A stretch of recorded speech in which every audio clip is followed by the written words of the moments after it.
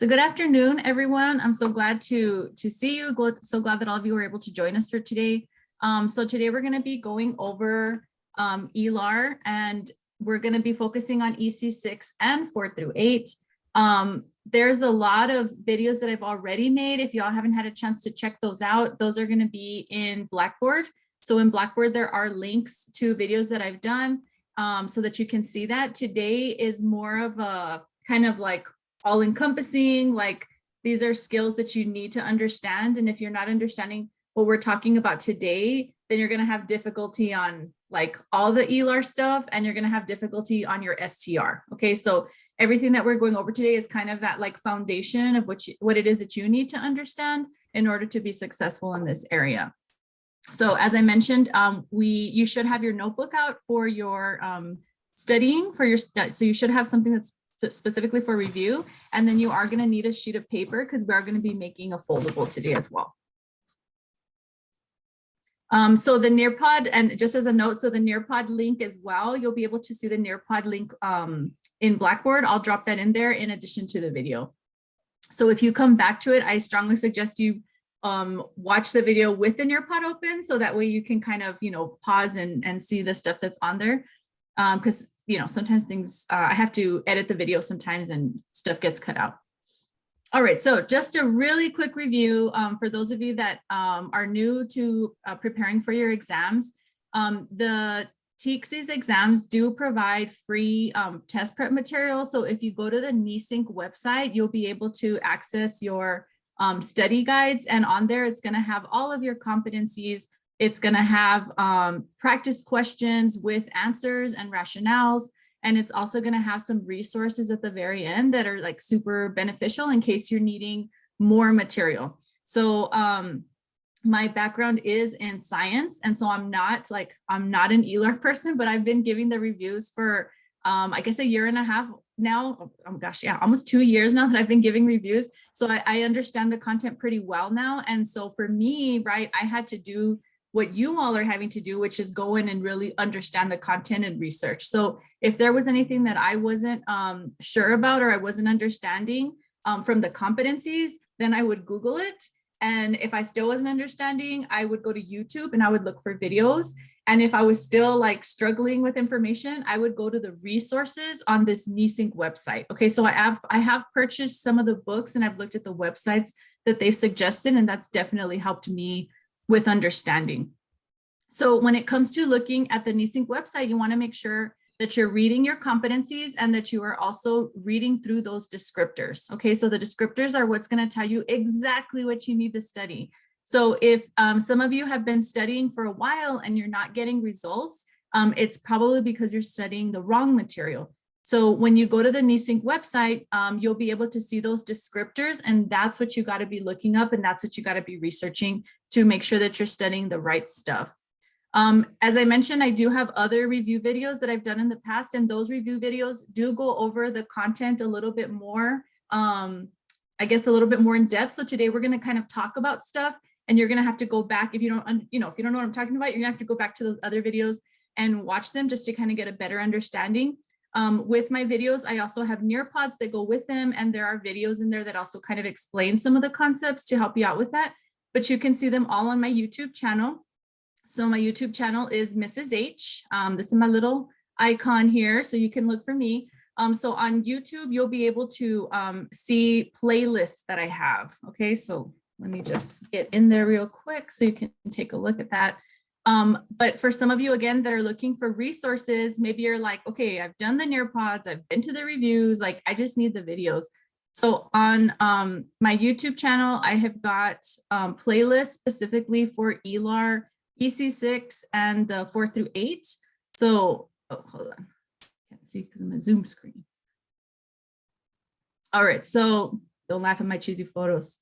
Okay, so on my playlist, there are science reviews for EC-6 and 4 through 8, and then there are ELAR reviews for 4 through 8 and EC-6. There is also some stuff in there for STR. 240 Tutoring actually has a channel. They have a YouTube channel, and they've got a ton of videos in there. They've actually got a ton of them that are specifically for STR. I know we had some individuals from our current cohort that went and checked those out, and it really helped them for their practice exam. So this, this is a great place to get started if you don't know, where to even begin. Okay, so we're going to go ahead and take a look at our competencies for the Elar EC-6 and Elar 4 through 8. So you're going to go to whatever exam pertains to you. So if you are Elar 4 through 8, that's where you're going to go. So core subjects, right? So we're all kind of in different areas. Some of you are core EC6, some core 4 through 8, and some of you Elar 4 through 8. So you'll just go to whatever exam is going to pertain to you. So you should be able to click on the link and it's going to take you to the NESync website. And I'm going to change my screen real quick.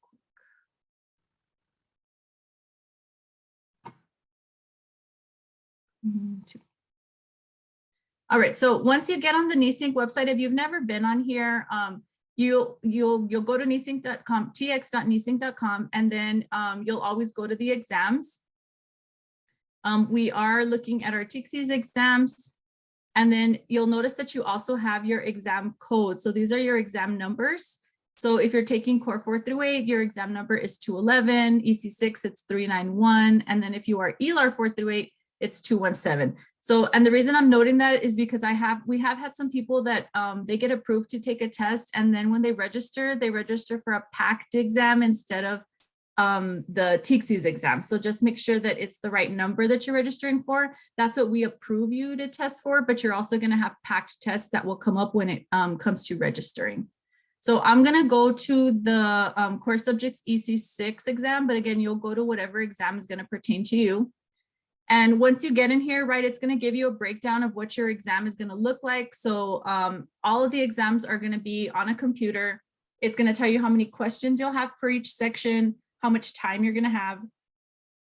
And then this is also where you would actually be registering when it comes time to once you are approved to test, this is where you'll actually register for the exam. You can look for where the exam is available, and you do have to schedule an appointment for all of the exams.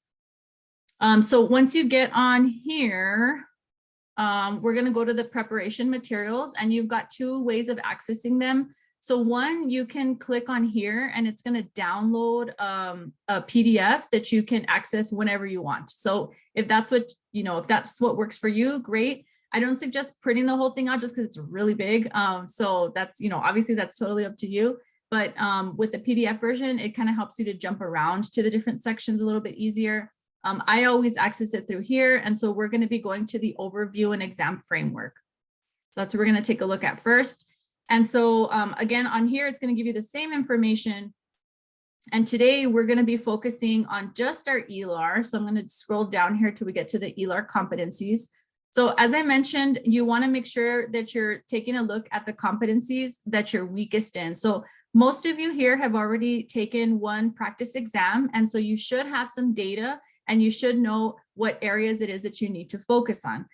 So if you don't, I strongly suggest you come into the office and take a practice exam, schedule a practice exam with us. So that way you have some data so you know where to start. Because if not, the amount of content that you have to review is overwhelming, totally overwhelming. So if you come in and take a practice test, then at least we have an area to focus on. Okay, so that way you're not studying anything and everything. So with your competencies, you are going to have these descriptors, and this is what we're paying attention to. So I'll tell you, when I first read through these descriptors, because I'm a science person, right? That's where my studying was. I didn't understand half of what these things were talking about. So any terms that I didn't understand is what I would Google and what I would pop into a YouTube search. Okay, and that's how I would kind of get information on those. But this is what it is that you have to understand. You want to make sure that anything that has parentheses, that's kind of where you're putting your focus on for that area. So like on this one, for example, it says designs a variety of one-on-one and group activities, and it mentions specifically on students having discussions, on students questioning, and on students sharing information. So some of these are going to give you a little bit more focus in terms of other ones. So same thing with this one, right? It's got some parentheses in here, which is telling you kind of these are the purposes that they're talking about. So it kind of gives you some more focus in there. And I think that's very useful. Now on the website, right, you can scroll through your descriptors. As I mentioned, there are practice questions. So we've got some practice questions here for ELAR. They've also got them for all the other subject exams. And then the last place that you want to take a look at is the resources. So I know in speaking to a lot of individuals as they're preparing for their exams, they're not looking at the resources, and this is where you can get more information. So some of these are going to have links, right? So the journals are going to have obviously a ton of information. So you might want, if you have access to them, then take a look at them and search specifically for whatever it is that you're looking for. But for some of these, they're going to give you books. So they'll tell you certain textbooks that you can look to for help on specific areas. So like I said, for me, when it came preparing to the specifically for the Science of Teaching Reading exam, I went to their resources and I found books that were going to help me with understanding certain strategies. So I just, I grabbed the title and I went online and I found them. A lot of the books I found used, I think the most I spent on a book was like $10. So the books I purchased were used and they were, like $5, $10 for them. Because they're not, if you'll notice, some of these are not like, 1994, like they're not like recent editions, so they're not super expensive. And then it's also going to provide you with these online resources or these links that you can go to, and you can also get some additional information. Okay, so that's just kind of a place to look to if you are looking for more information. Okay, so let me get back over here. All right, so moving on. Okay, so, okay, I already mentioned that one. So you want to make sure that you are taking a look at the resources. So for the EC6 exam, it didn't give us a ton of resources that we could go to. But if you are looking at the Science of Teaching Reading, study guide, it's going to give you a lot more resources. And those resources can also help you with this ELAR portion, okay, because they go hand in hand, the two exams together. All right, now, just to go over some changes. So the core subjects exam, EC6, was recently changed. So last year, so in 2021, there were actually 2 EC6 exams that were out there. So there was a core subjects EC6 291 that was last available on December 31st of 2021. And now that exam is gone and no longer exists. You can no longer take it or register for it. And it's been replaced with the core subjects EC6 391 exam. So those of you taking EC6, no worries, right? That's what it is that you're taking.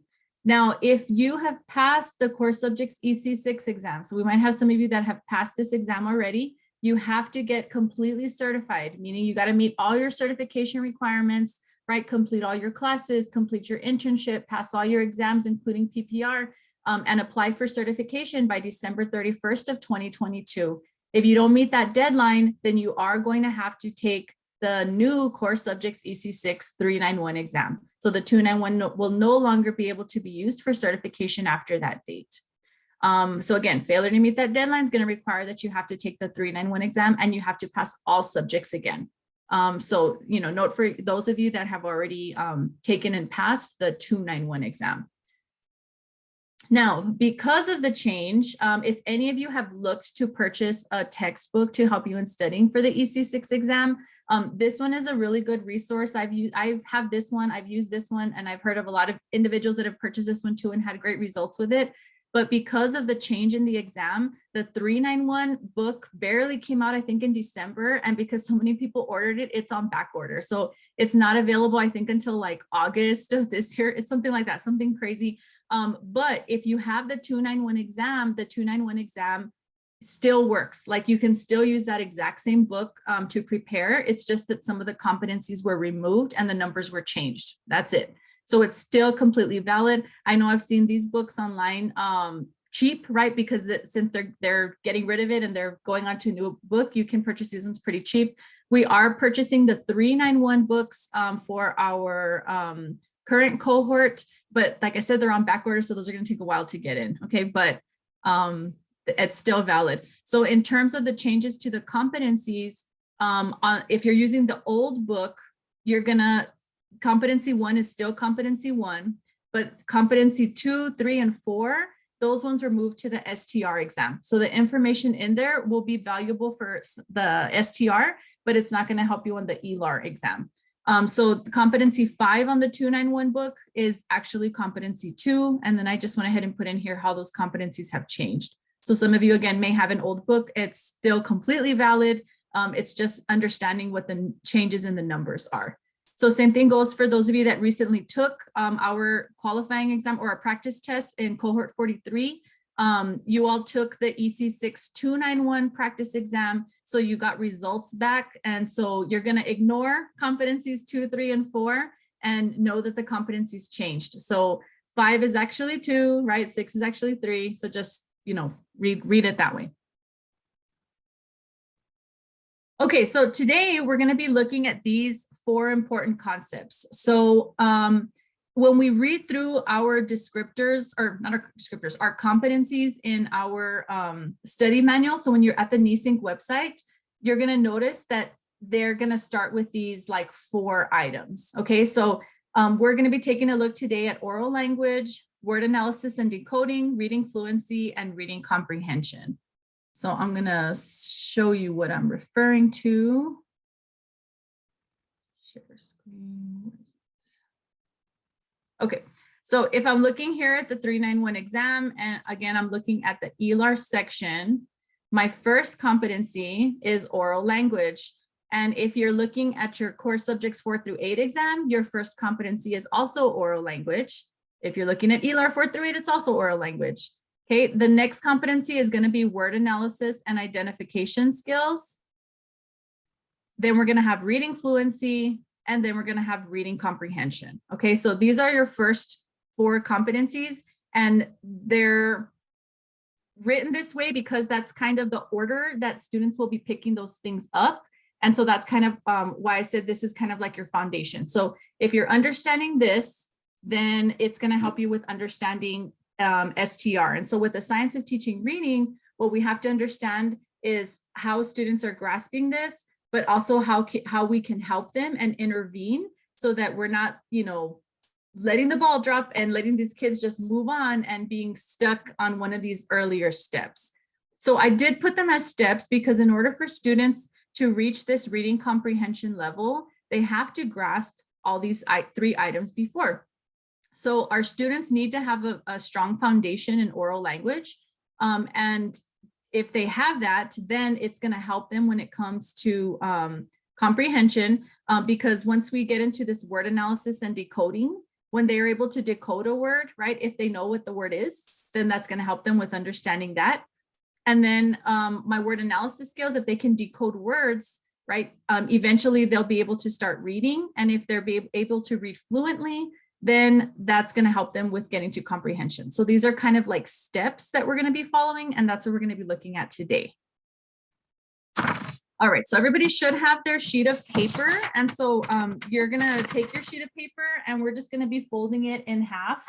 So you're folding in half the long ways. So I'm holding it up like portrait. There we go, portrait, and I'm folding it in half.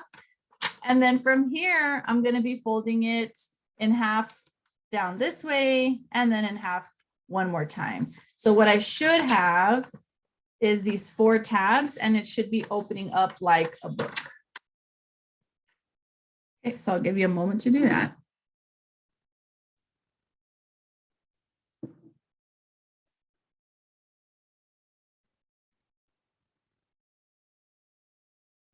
Now, what we're going to do is on our foldable, our bottom base, that's right, Ray. So our bottom level is going to say oral language. Then we're going to have word analysis and decoding, reading fluency, and reading comprehension. And we're doing it this way because it's kind of like these steps, right? So this is the base, and this is how I'm building on that, and I'm moving up to those higher levels. Okay, so I'm just copying what these are. Excuse me, Ms. Hinojos, are you still have the manual on, or is it just me who has it on? I'm so sorry. Thank you. There we go. Sorry about that, Martha. Thank you. All right, so as I mentioned, we've got oral language, goes to word analysis, goes to reading fluency, goes to reading comprehension. So on your foldable, the bottom one is the lowest one, which is oral language, then word analysis, reading fluency, and then reading comprehension. In total, we need to have 4 little. Yeah, right? 4 little. Yes, 4 tabs. Thank you. Yes, thanks, Dana. So just 4 tabs. Okay,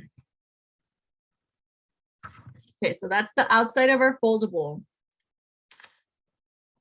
So when you open up your foldable, what we're going to do is on the left side, we'll go ahead and put in our definition. And then on the right side, we're going to write down strategies.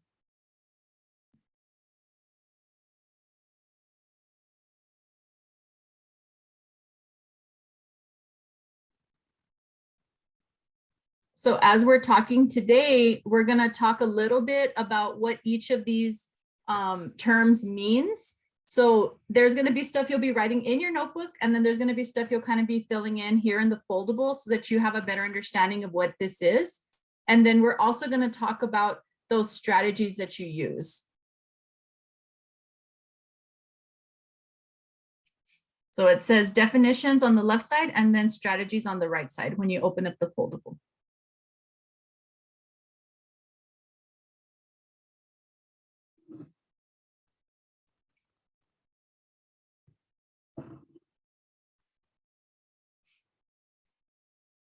And then if you can, go ahead and give me a thumbs up when you're ready for me to move on.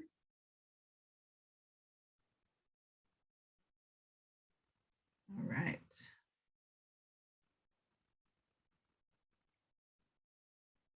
Okay, thank you, everyone. All right, so I'm gonna go ahead and move on here. Okay, so before we get started with everything that we're talking about today, as I mentioned, you want to go back and take a look at my older videos and older Nearpods if you're having difficulty with any of these concepts, right? So these concepts that we're talking about today. Reading Rockets is a great resource, okay? Great resource. So if you are like totally clueless about how it is that kids are learning to read, this is where I strongly suggest you start, okay? Reading Rockets is actually one of the websites that the state of Texas refers you to as a resource for the Science of Teaching Reading exam. So it's gonna give you a good foundation to get started with. So you all should be able to click on that link. I suggest you bookmark it so that you can kind of peruse through here and take a look at everything that's in there. But they actually have, so I went in here to the teaching reading, and there's actually a reading 101 course, and that's where this link is going to take you.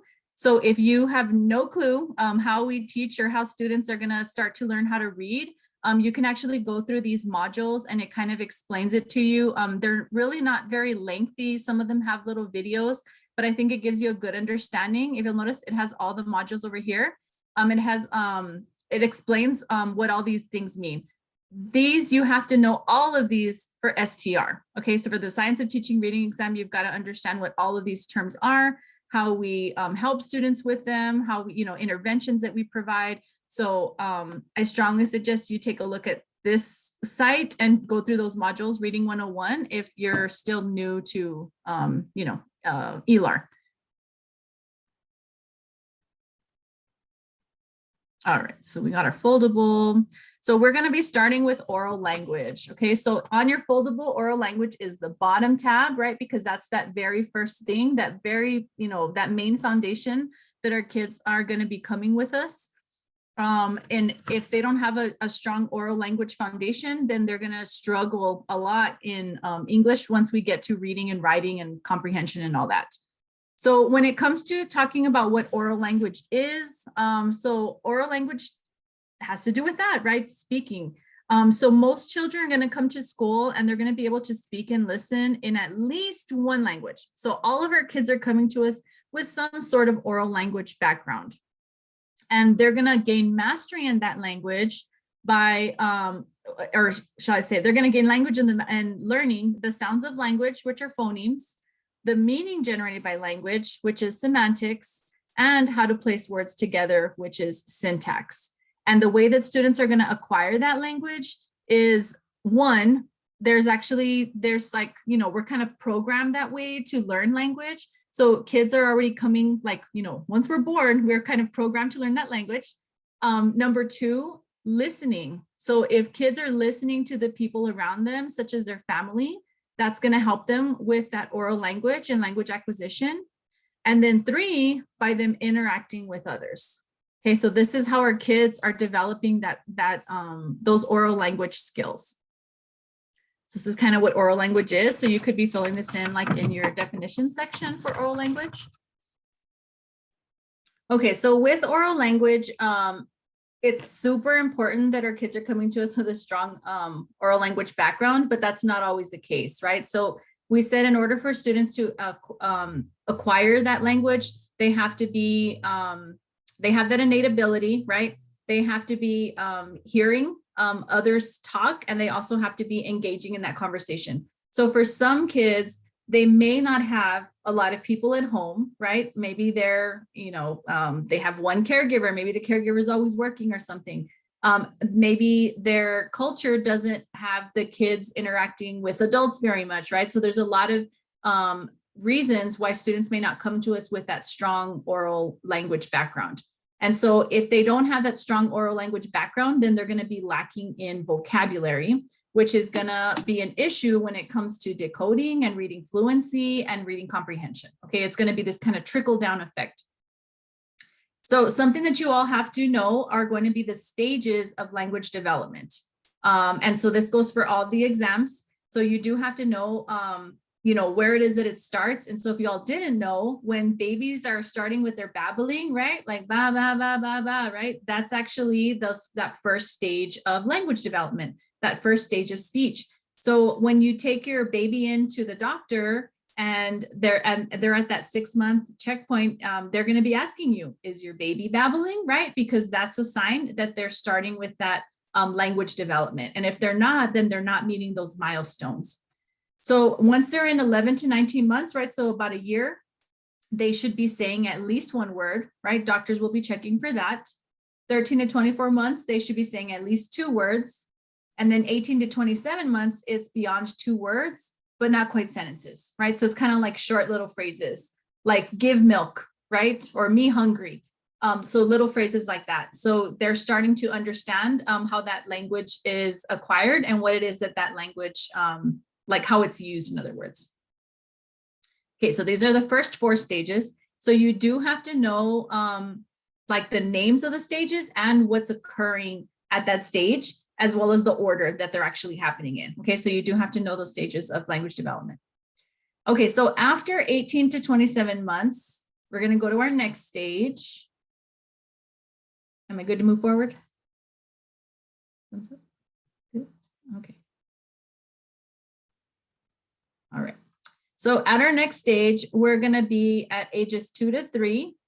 And the kids should be able to follow 2-step commands and engage in short dialogues. So I recall when my son was at 2, we went to his checkup. And at 3, they asked me, so can he follow directions if you give him 2 things to do, right? So if I told him, pick up your clothes and throw them in the hamper, could he understand that? Or was he only picking up the clothes, right? So it's seeing if they can understand those 2 things. So it's not only in them being able to speak, but it's also in them being able to understand whatever it is that they're hearing. By age 4, they should have more complex sentences, but understand more than they can actually verbalize. And then by age 5, they may have challenges with embedded meaning, but they have mastered different tenses. So with that, what that means is like they obviously are not going to understand, like if you say, oh my God, it's raining cats and dogs, right?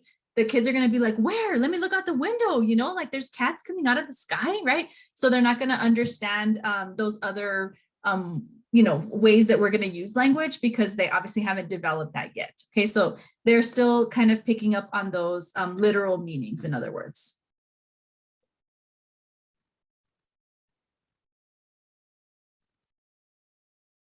And also at age 5, they're going to be able to produce certain blends of phonemes, but that's kind of where they're going to start. You may see students like struggling. So like, for example, with my son, right, instead of the TH sound, right, he does the F sound, and so that's how he's always heard it, right, as he's been getting bigger, because that's how he's heard it That's how he says it.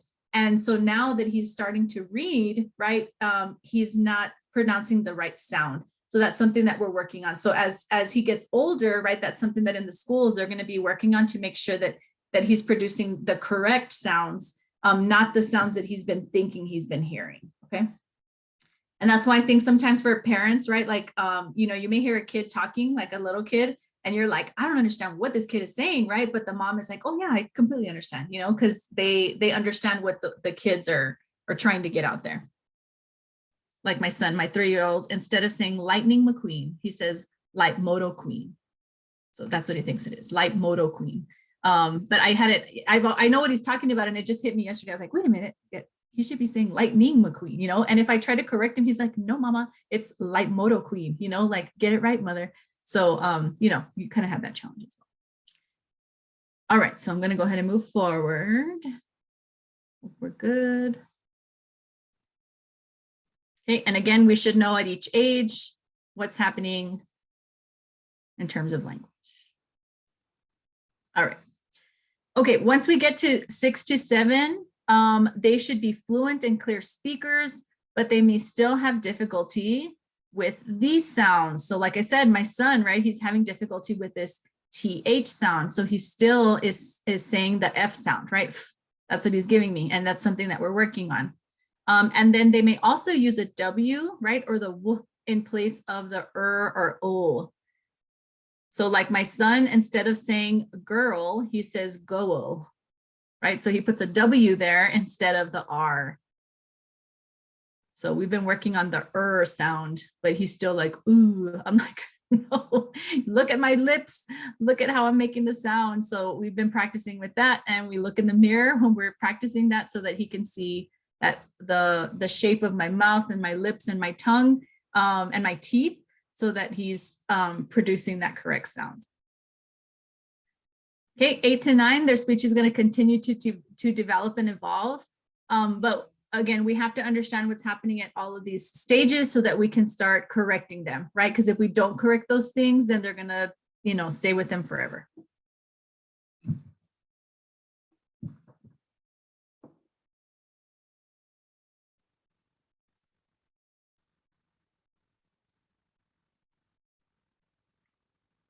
And then just give me a thumbs up when you are ready. Thanks, Rico, Armando, Diana, Michelle, Virginia, Rachel, Mary. All right, looks like just about everyone. All right. Okay, so with oral language, what we have to do is we have to make sure that we're promoting communication in the classroom. So with everything that we're looking at today, when it comes to questions that we're going to be seeing, we want to make sure that the questions that we'll get on our practice tests or on the actual exam are doing that they're promoting communication in the classroom. So anytime you have a question that's specifically talking about oral language, we got to have the kids talking, right? And that's what we have to keep in mind. So in your foldable, where we're going to be putting down strategies, you're going to go ahead and jot down these strategies. So these are some ways that you can promote that communication or promote that oral language use in the classroom. So we could have students putting on plays, right? We could have them just doing language plays. So that's like singing songs or nursery rhymes, just showing that like repetitive pattern. Show and tell, just having kids talk. Puppet shows, right? All of those are going to be ways to promote students communicating in the classroom and communicating with their peers and with us.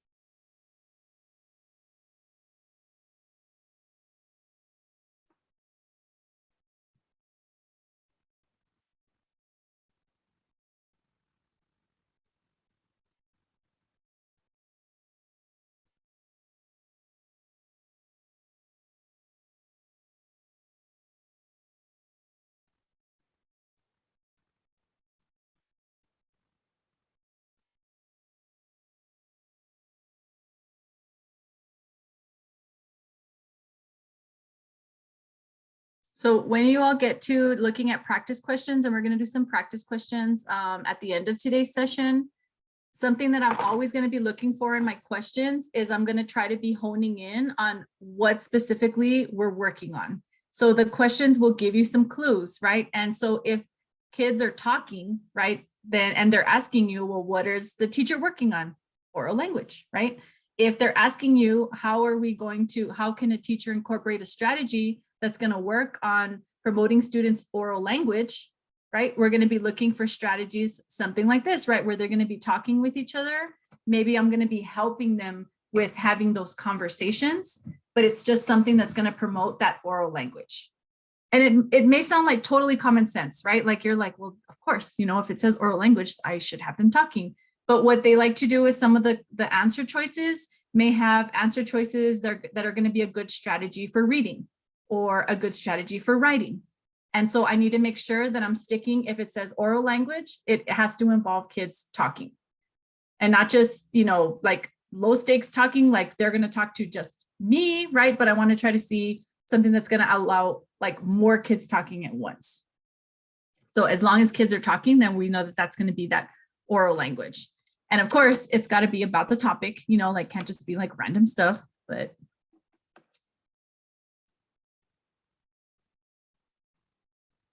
So when it comes to using your foldable, if you're reading questions and you have a question and it mentions, right, like how can the teacher work on the student's fluency? Then you're going to go to your foldable. We're going to go to the strategies and I'm going to look for strategies that sound similar to what I have there for that fluency.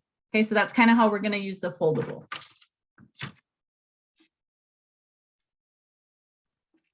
All right, so some other strategies that we could use would be obviously FSGPT, right, which is just small group purposeful talk. So, all right, everybody turn to your partner and let's talk about how, you know, I don't know, you've encountered a situation like this at home or something like that. So that would be where the teacher's giving them a question to talk about and they're talking to a specific, you know, person or group of people. And then the last one would be any sort of like oral presentation. So obviously for like little kids, you know, it's not going to be like a big old speech, right? Maybe it's just going to be a short little thing they're going to talk about. But as they get older, so into like middle school, those oral presentations will be, you know, like a presentation, you know, so they'll be longer. So it's all got to be age appropriate as well.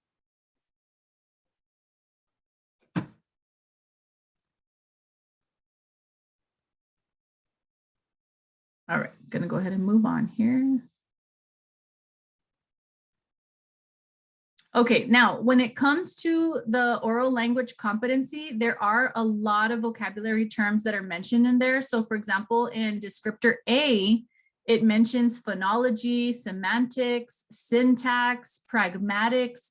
If you don't know what these words mean, you have to know, okay? So vocabulary is something that's super important in these ELAR sections, because there's a lot of terms and not like, as I mentioned, right, for me, I was like, I don't know what the heck phonology is. So I had to go and research it.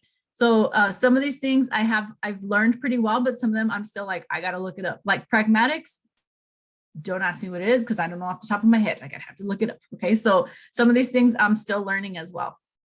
When it comes to 4 through 8, it mentions these terms again, right? Phonology, semantics, syntax, and pragmatics. So something that I did find, I went on to Quizlet. So if any of y'all have ever used Quizlet, Quizlet has flashcards. You can go into Quizlet and you can make your own flashcards, or you can find flashcards that are already made. And you can create your own account, free account, and then you can tweak them. So you can take out words you already know, add words in that you need to add. But I think that would be a great way to just kind of, you know, drill and kill those vocabulary words so that you learn what they are. So on the next slide, I have the link to a Quizlet. So y'all can click on this one and you can save it. If you don't have an account, you can create an account for free, and you can put it in your study set so that you can review it later. But it does have quite a few vocabulary terms, and they're all related to the ELAR. So this one is Elar EC-6, but as I mentioned, right, if the EC-6 and the 4 through 8 are just building on each other. So if you don't know these EC-6 terms for 4 through 8, you're going to struggle. So with these, right, it's got all of these terms that you'll need. And then what you can do is you can play them as flashcards. You can do them as like different types of games, just as a different way to kind of review the content. Okay, but this one is available for you all. And you can bookmark it or save the link or open it in another window, because once I change slides, the window might close on you.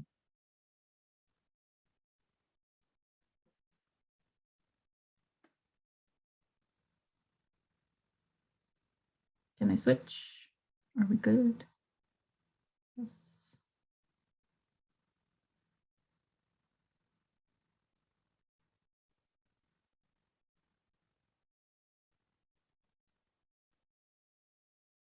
Thank you for those thumbs up. All right, thank you. Okay, I'm gonna go ahead and move on. Okay, so next up, we're gonna go ahead and take a look at word analysis and decoding. So we're on our second step here in our foldable. So we're gonna talk a little bit about what the term is, what it means. So we'll be filling that in here. And then any other notes that we have for word analysis, you'll just wanna jot them down in your notebook. So for word analysis and decoding, what this term means is that kids can see written words and actually decode them, meaning that they can read them, right? And that they can make meaning of what they're reading. So that's what decoding can mean. And there's actually several, like a whole ton of different skills that students have to be able to master in order to be good at word decoding. So there's several things we're going to talk about today, but they're not all going to fit in your folder. So with word decoding, this is something that teachers should be practicing daily, and they should be taught to be skillful in rapid word recognition. So this is kind of where we're going to start with those sight words or dolch words. So there are some words that we are going to want students to just memorize. We're not going to want them to sound them out. Just because it's going to make them faster at decoding some of those more complex words. And again, just as a note, research shows that fluent word identification must occur before children can comprehend text. So that's why that one is below, right? Below our comprehension. So if students are not good at word decoding, they're not going to be able to comprehend what they're reading.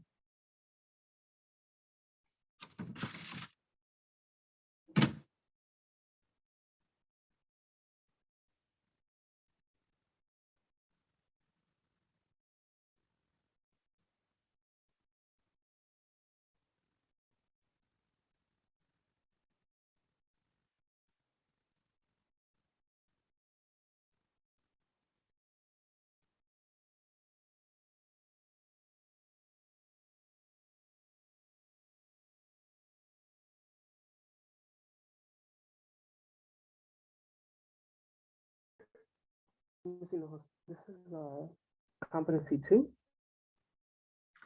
Yes. Okay. Yes. Mm-hmm. Okay.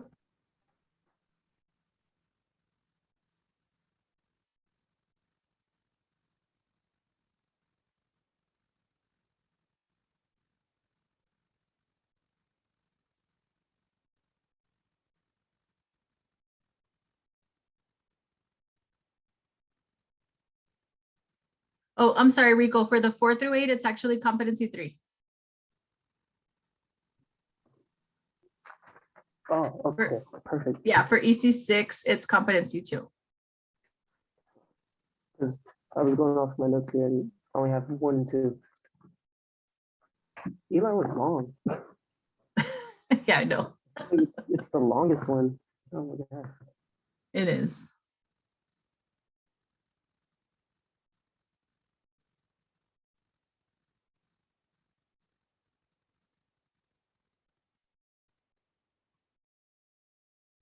All right, so I'm going to go ahead and move forward. Hopefully we're good. Okay. All right, so with word recognition and word decoding, students have to be able to do like these 4 main things. And there's a lot that goes into them. But one, students have to have that sight vocabulary. So there are sight words. I'm sure y'all have heard of sight words. And And then I believe in the core 4 through 8, they specifically mentioned dolch words. So there's sight words, there's dolch words, there's fry words. They all are very similar in terms of what they mean, but basically they are words that kids are going to encounter a lot, like frequently when it comes to reading. So for example, the word the or the word a, right? They're going to see it a lot. It's just a very common word. So those are words that we want to have kids memorizing, so that way when they come across them, they don't have to take time to sound them out, because a lot of these sight words also, they don't follow the rules. They kind of have different rules to them. So we want to have them memorizing these before we actually get into like phonics and actually decoding words. So with sight words, they're going to start with sight words in like kindergarten, and the kids should have a really good bank of those sight words before they start getting into like first grade and really truly learning how to read. Okay, so they should have that good foundation. Okay, they also have to understand phonics analysis. So that's once they're able to, they know like what the letters and the sounds mean and how to blend them together, right? That's what phonics is. Then they should know what word parts are. And then they should also understand what structural analysis is. So all of these are going to help with students identifying words, right? So being able to like read them, but also help them with understanding what the words mean. So like structural analysis, right? It would be like looking at prefixes and affixes and, like if I put an ending on a word like ed, that could say past tense, right? So it's all of that's going to help with students making meaning of whatever it is that they're reading.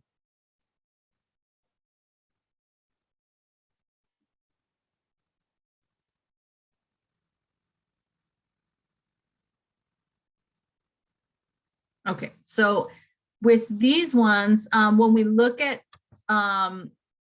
when it comes to like strategies, the strategies are going to be like specific to learning how to do all of these things. So I don't have like a lot of like specific strategies, but I would just put in there like whatever it is that the students are struggling with. So like if I know my students they don't have their sight words memorized, then my strategy is to work on sight words, right? Like let's work on practicing and memorizing those sight words.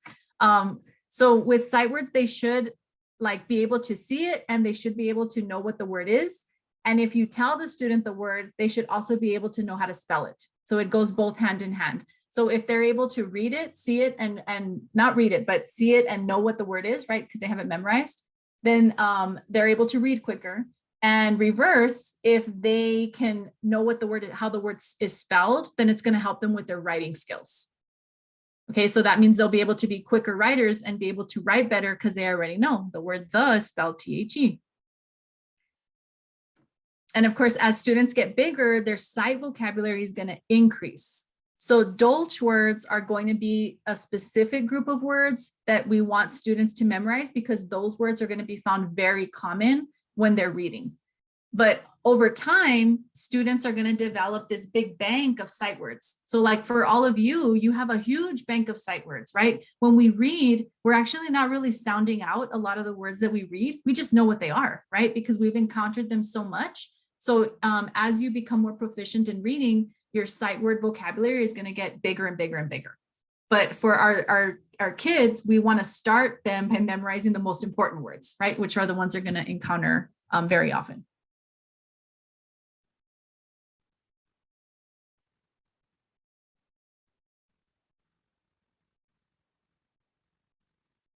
And you can like Google dolch words and you can find a big old list of them. So you don't have to know specifically what all the words are, but you do have to understand that dolch words are going to be those words that kids are going to encounter very often in their text.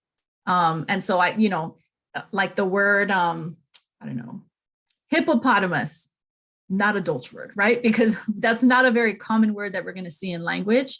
But like these terms here, you're going to see them a lot, right? It doesn't matter what you're reading, but these are words that, you can't make a lot of sentences without them. So that's kind of the difference between those two.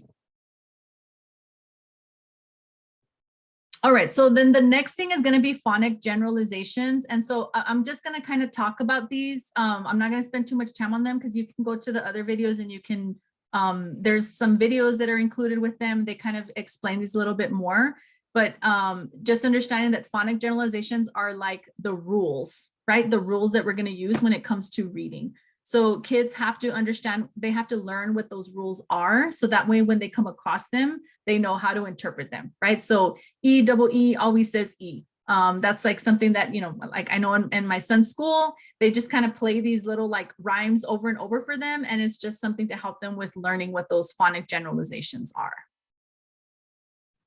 So for the most part, the English language does follow rules, but there are a lot of exceptions, right? But for the majority of it, they're going to follow these rules. And so if we teach the kids the rules, that's going to help them with being able to read, interpret whatever it is that they're coming across, and that's going to help them with decoding. So if I notice that a student is, you know, like for example, if you have the silent E at the end and you have the long vowel or the short vowel, and the students are mixing them up, right? I'm not going to work on sight words because that's not where the issue is, right? I'm going to give them a strategy to help them with understanding what that silent E does and how it makes a vowel a long vowel. Okay, next one would be the structural analysis. So this one would be looking at those word parts and having students understand what their meaning is. So same thing with this one, right? A strategy, if a kid is not understanding that structural analysis, then maybe I'm going to help them with that. Maybe I'm going to have cards, you know, like cards that have the word parts. And, you know, I have a word, and if I add an ED to the ending, what is that going to do? You know, what is the word, and what does that make, what does that happen to the tense of the word, right? So that would be a way to work on structural analysis. So I'm going to give them cards and have them make new words, and then have them explain what the new word means.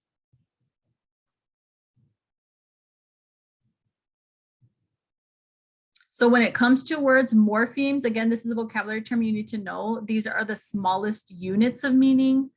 So like, for example, in the word morpheme, right? Morph means something, and then eme means something. And then the S also means something, right? So the S is like that plural.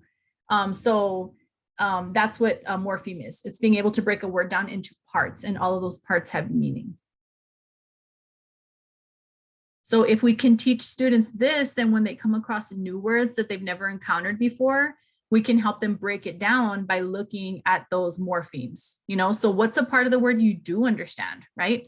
Okay, so we know that this means this, you know, so now what does this part mean? And so that's how we can give them meaning. We can help them make meaning of what they're reading. Okay, then we've also got these clues. So there's context clues, semantic clues, syntactic clues.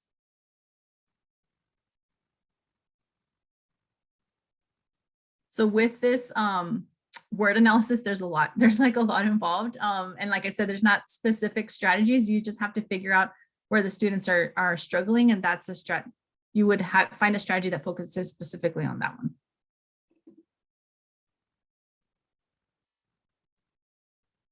So all the terms, this one is really heavy on vocabulary. So if you don't know what any of these terms means, make sure you learn them. All right, moving on, okay, because I'm not gonna spend too much time on here.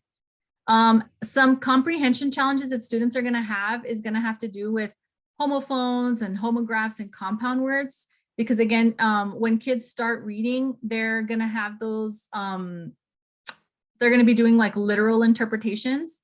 And so when they hear a certain word, they may also be limited in terms of their vocabulary, in terms of what they understand, right? So homophones are going to be words that sound the same, but are spelled differently. And so, for example, if I were to break down this word homophone into its morphemes, right? I've got homo, so that prefix homo means same, and then phone means sound. So it's saying that they have the same sound. Okay, so that's a homophone. So for example, blue and blue. So if a student reads and they read the word blue, right, they may only know the color blue, but they may not know that blue means to blow in the past tense, right? So that's kind of where they're going to struggle with meaning when it comes to actually reading. Same thing with here and here, right? So maybe they're just talking about here. They think of hearing, but when we say I'm here, they may not get that we're saying that we are physically in a location, right? Then homographs, when I break down this word, homo means same and graph means like a drawing or like a print or like text or something, right? So we're saying that they are spelled the same. So they're spelled the same way, but they have more than one pronunciation and different meanings. So for example, in this word here, I could say it's bow, right? Like a hair bow, or I could say it as bow, like I'm bowing, right? So after a performance. So kids are going to struggle with these words as well. Because again, their vocabulary may be limited in terms of what they know. And so they may not know that there are different ways of pronouncing this or that they have different meanings. And then the last one is compound words. So when they know what a basket is, they know what a ball is, but when I put them together and I say basketball, they may still be thinking of just a basket and of just a ball. Okay, so all of these are areas where kids are gonna struggle when it comes to decoding. And so we just have to help them, right? And one way to help them is also to increase that vocabulary. And also we can do that practice, with that oral language. So when it comes to looking at our foldable, right, ways that we can support things above them would be to also look at stuff below them, right? That's kind of a way to support those areas.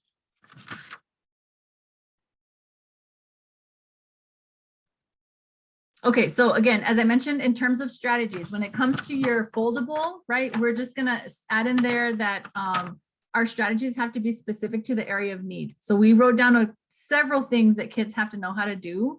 And so I just have to determine what are they having difficulty in? And, if they're having a hard time understanding what words are meaning, then maybe I'm gonna do some sort of morpheme analysis, right? Something to break down what the words mean. If they're having difficulty with they're trying to sound out every single word, right? And they're having a really hard time, then maybe I'm going to work on those sight words. I should already know what the sight words are. So if my kids if they're not saying them, then that's something I'm going to work on.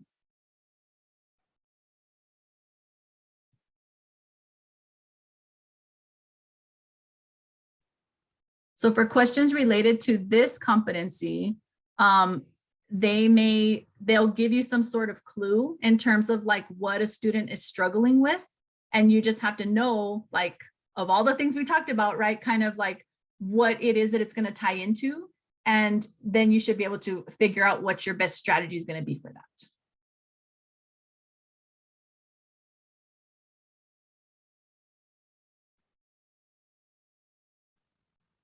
Okay, now when it comes to students reading, so if I'm hearing students read something and they're not reading it like correctly, like maybe they're saying the wrong word or they're saying it the wrong way or something like that, and a strategy that I could use to help them out would be to ask them questions.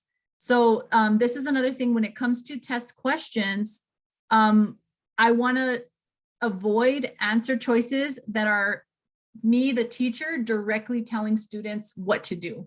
Anything that's directly telling my students what to do is not going to make them a strong reader or writer, because I'm not having them work through it, right? Like we want to have them build these strategies and ways to read and to write so that as they get older, they've already got these strategies. They're not waiting on someone to tell them what to do. So any sort of answer choice that says you as a teacher are going to tell the kid to do this is always going to be a wrong choice. Okay, it's got to have something where we're asking questions and guiding students to do that thinking and that work through that process so that they can figure out how to come up to the right answer. Okay, so we want to do that first. And if, of course, if a kid is like totally struggling, right, then okay, I'm going to go ahead and I'm going to tell them. But that's always going to be our first resort. So we're always going to start with asking them questions.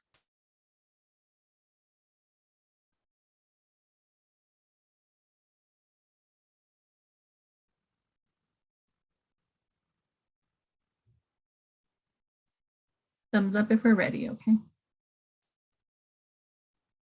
Thanks, Virginia. Rachel.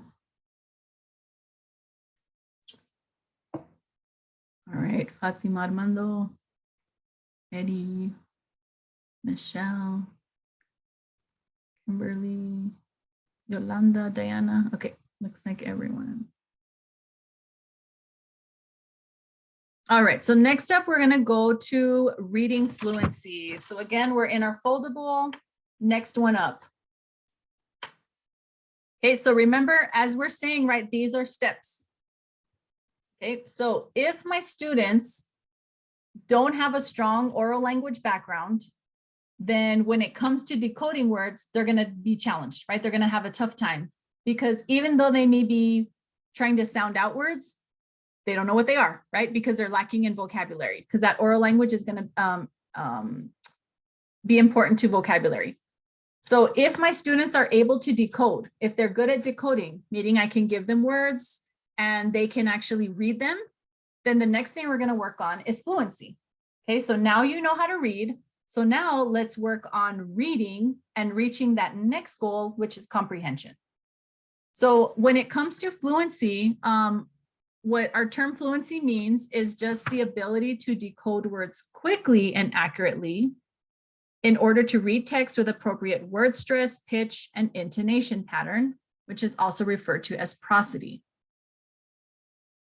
So any words I'm saying here, if you don't know, jot them down, got to learn them. So the way I think of reading fluency is reading the way we speak. That's what kids should be doing, reading the way we speak.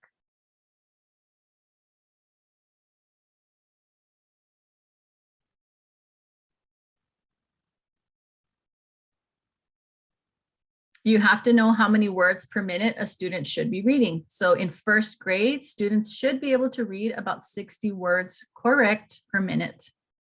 And every grade level they go up, they should be able to add on at least 10 words more.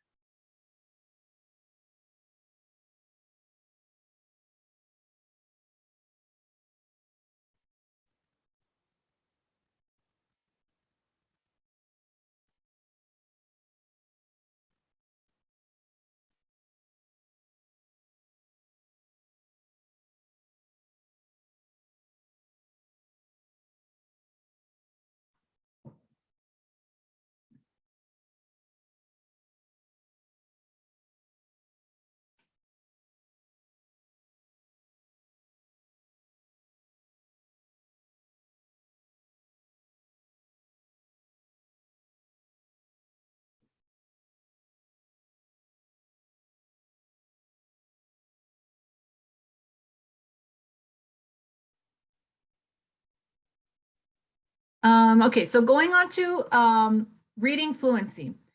Before I get there, I just wanted to make another note. So some other areas where I have seen people get confused is when we say the term fluency. And I put in this, the title of this slide, I put reading fluency, but a lot of times on the tests, they're just gonna say fluency. So where I notice people getting confused is they think of fluent in English, not fluent in reading. Okay, so when we're talking about fluency in ELAR, it has nothing to do with whether you are fluent in English. It is focusing on whether you are reading the way we speak.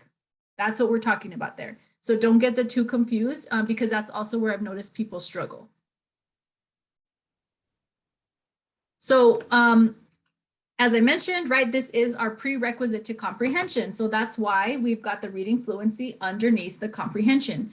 If students are not able to read the way we speak, then they're not going to be able to understand what they're reading. It's not going to make any sense to them.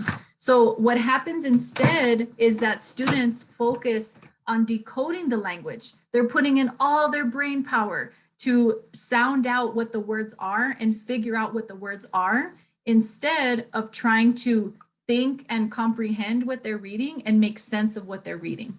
So if, you know, again, and I've seen this happen in the high school, we get students that are in the high school and they read very, very slow. And that tells me that they are having issues with fluency. And so because of that, I know that they are not making any meaning of what they're reading. Okay, so the prerequisites, right? Now, what this also makes me think of is in the classroom. When you're in the classroom and you ask a student to read aloud to the class, what you're doing is you're working on fluency. We're seeing how the student reads. Is the student reading the way they speak? Now, as a teacher, I'm not going to ask them a question about what they just read, because if I do that, now I'm assessing comprehension. So if I'm going to ask a student something about what they read, I need to give them time to read it on their own at their own pace. Maybe they're going to read it silently. Maybe they're going to read it a couple times so that they can really, truly understand whatever it is that they're reading. Okay, and same thing goes for you all. If I ask you to read something aloud and then I ask you a question, you're going to be like, what? I don't know, I need to read it again, right? Because all you were doing was focusing on making sure you read it correctly. Okay, so these are some strategies for fluency. So these are going to go inside of your foldable. So when it comes to fluency and strategies, anything that's going to have students practicing that reading, again, repeated readings, or reading with other students aloud so that they can be reading with someone that reads well, or practicing with the whole class, right? So that they can model, or not model, but I guess mimic the way other people are reading it. Those are all going to be ways to work on fluency. So these are just a couple of them. So repeated readings, choral reading means that they're reading together like as a big group. We've done that in class where I may say, let me have all the females read the language objective, right? Or the lesson objective. Let me have all the males, read the lesson frame. That's choral reading. When it comes to pairing students, I always want to make sure that I'm pairing proficient readers with struggling readers. I never want to have two struggling readers together because they're never going to improve in fluency, right? They're not going to hear it and practice it the right way. If I don't have someone to pair them with, then I'm going to pair them with a digital program. I'm going to have them read along with, on the computer or a video or something. And then something that you all do have to know is that for silent reading, the key number that we want to focus on is 20 minutes a day. That's what I want to have students doing, is silent reading for 20 minutes a day, no more. If I give them more, it's actually not beneficial. If I give them less, it's not as beneficial. So 20 minutes is that magic number that we all need to know. So obviously in kindergarten, they're not doing 20 minutes a day, right? Probably not even in first grade, but eventually they're going to work to 20 minutes a day. And that's what it should stay like all the way up into 8th grade. They should be doing at least 20 minutes.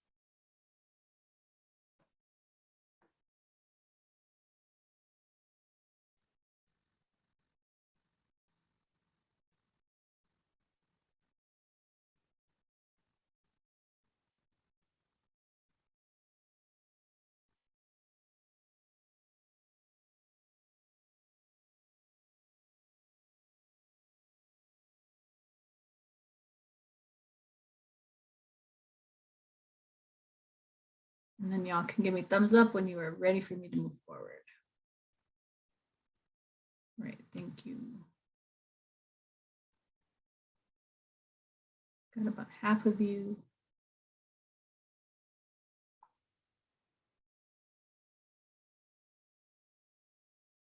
Thank you, Galia, Diana, Yolanda, Ruth. All right, can go ahead and move forward here. Okay, now when we think of our English learners, and we haven't talked too much about our English learners so far, okay, but we're going to talk about it in a little bit. So for our English learners, we want to make sure that we are always partnering our English learners with fluent readers, not to be confused with fluent English speakers, right? Fluent readers. So that means that they are reading the way they're speaking. That's who we're going to partner them up with. So they have to hear what fluent reading sounds like, and they need to practice it. And that's how we're gonna have them do that, by partnering them up. If I don't have a fluent reader to partner them up with, then I'm going to partner them up with some digital, digital recording or something that they're going to read along with, because that's another form of partnering them. When it comes to test questions, any answer choice that says you're going to put all your English learners together is always wrong. I'm never going to place them all together. I'm always going to make sure that I spread them out and I put them with fluent readers, okay? If it comes to oral language, I'm never going to put all my English learners together. I'm going to partner them up with English speakers. So when it comes to ELAR, keep that in mind, never keeping my English learners together. I always want to spread them out. And there's always going to be answer choices that are going to say that. Put them together, right? But if I do that, I'm never going to help my students grow, because they're just going to stay at that same level because they're not hearing it and practicing the language at that higher level of fluency. Language fluency, not reading fluency.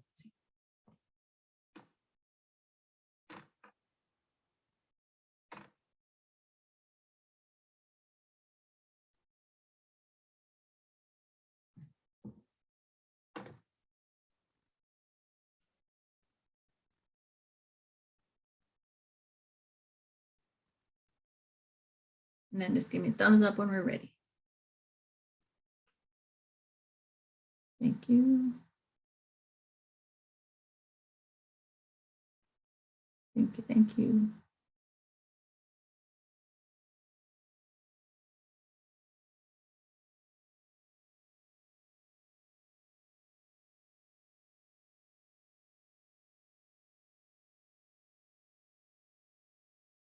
Just waiting on a few people.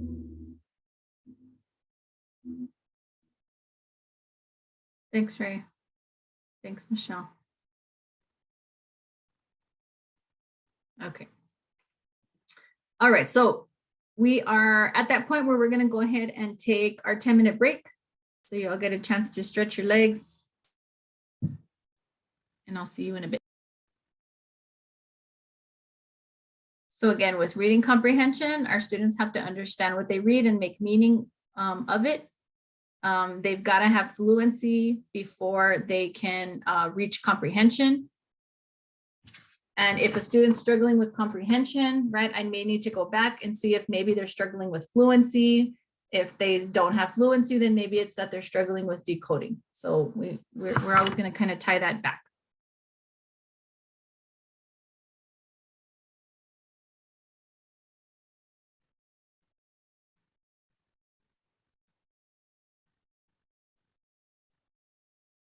So in working with candidates, what I have noticed is, again, my candidates that are really struggling, that are not being successful on their exams, they don't understand the difference between reading fluency and reading comprehension. They think they're the same thing, or they don't get that, like how they're different. So remember, fluency has nothing to do with making meaning of what you're reading. It only has to do with being able to read the way you speak. Reading comprehension is actually making meaning of what you're reading. But in order to be successful at reading comprehension, you have to have reading fluency. So they are tied together, but they are completely different components. And so they're both going to have different strategies to address them. So as long as I can figure out what a question is asking me for, is a question asking me for a student being able to get comprehension from something, then I'm going to have strategies I'm going to work with. But if they're working on checking if a student has fluency, I'm going to have a different set of strategies. Okay. And so again, this is where I notice a lot of individuals have a hard time, is they can't tell me the difference. When I ask them, or when I give them a strategy, or I ask them for strategies, they don't give me the right ones. Okay. So, and that's kind of, again, why we're doing a foldable like this, so that if you can determine which of the two it is, then we can go and we can look at strategy specifically for that. So with comprehension, in order for students to be able to make meaning of whatever it is that they're reading, they have to have prior knowledge about the topic. So that prior knowledge could come from, with the help of oral language. It could come with help of vocabulary skills. It could come from just, wherever they're from, right? Like whatever they're bringing to us in the classroom, in other words. So all of our kids are going to come to us with prior knowledge, but depending, unfortunately, a lot of times socioeconomic status is going to have an effect on how much prior knowledge they're coming to us with. So as a teacher, I need to make sure that before I start working on that comprehension, I am giving them some of that background knowledge. So I'm going to make sure that I'm doing something to see what prior knowledge they're bringing to the bank. But I'm also working on increasing that prior knowledge, or that background knowledge that they have. So that way, when we're reading, they can make more sense of what they're reading. It's going to make more sense to them. So if I was giving you a book to read about, I don't know, like astrophysics, right? you'd be like, what the heck, right? I don't know anything here. I wouldn't know anything there. So we'd have to work on building that knowledge, that background knowledge, before you could make sense of what you're reading. Same thing goes with our kids. Even though we're not doing something as complicated, when it comes to content, it can be that complicated for kids, right? Because they don't have any foundation for it. So schema that the author may have intended or brought in by the reader can create confusion. So maybe they've never, seen a word used in that certain way, or they've never encountered, anything like a specific item from the story. And so they're totally lost, and so you may have to fill in those gaps for the kids. And then especially for our English learners, they may be coming with completely different experiences, especially because it all depends on where you're growing up too, right? You're going to have different background knowledge in terms of what you were brought up with and what your community and your culture is bringing into the picture. So we have to make sure we're building a good foundation of that, and also helping to use what we have, right? So if I have kids that are English learners, I want them to share what their background knowledge is so that my other kids can also grow their background knowledge if they don't have it, right? So that's how I'm going to use my assets, my students, to help everyone learn more.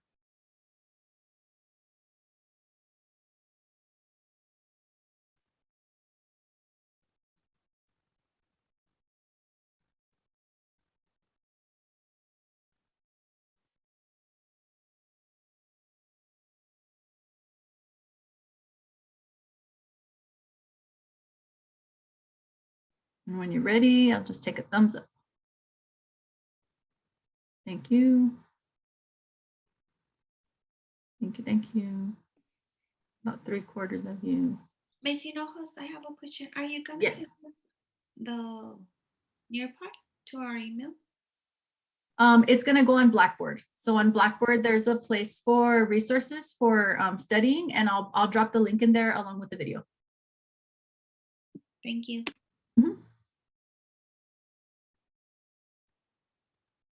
Okay, going to go ahead and move forward. Okay, so next thing that you have to know is going to be their reading levels. So reading levels are going to come into play in 4th grade. So those of you that are EC-6, once our kids get to 4th grade, we have to be aware of what their reading level is. And especially for those of you that are doing 4 through 8, I have to know what that reading level is. So they're different terms, okay? And so a student's independent reading level means that they're reading 95% of the words correctly.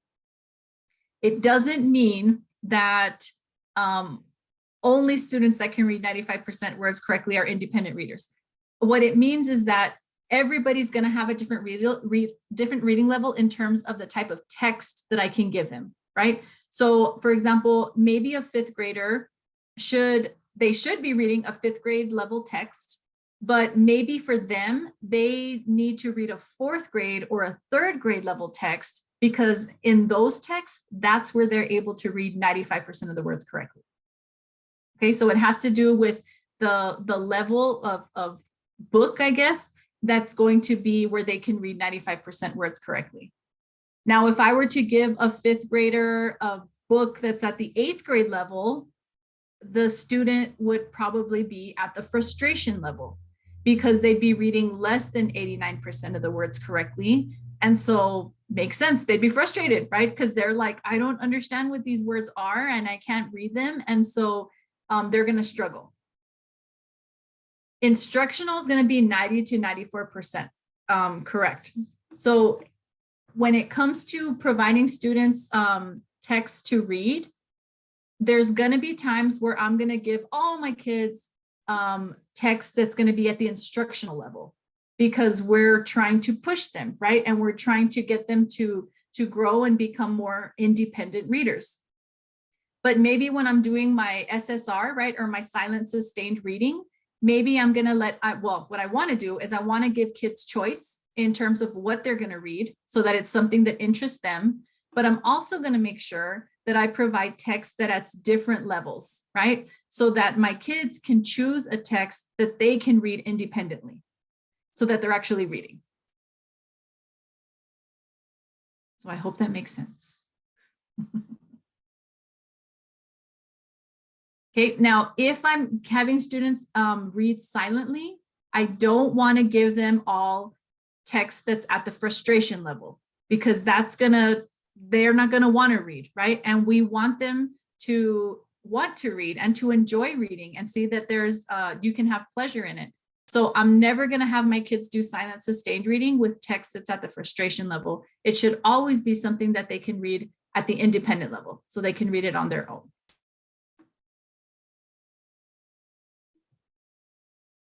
Okay, so this is kind of, I know people have kind of struggled with this one, so I'm going to go ahead and drop you all into breakout rooms. So there was a question in one of the rooms, and it had to do with these reading levels and grade levels. So you're going to have reading levels at any grade level, you know, from first grade on.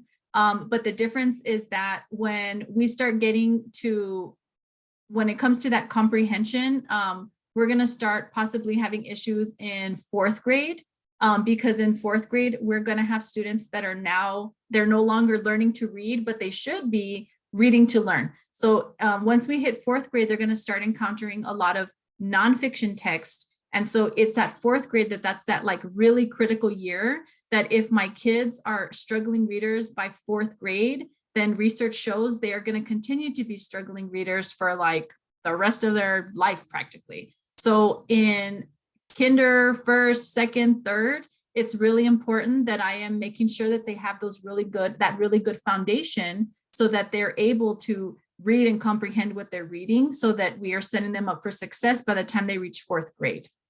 And so that's why these levels of reading, again, if I'm in like second grade, right? Maybe I'm in second grade, when I'm giving my students text to read, I want to make sure that it's something that they can read independently.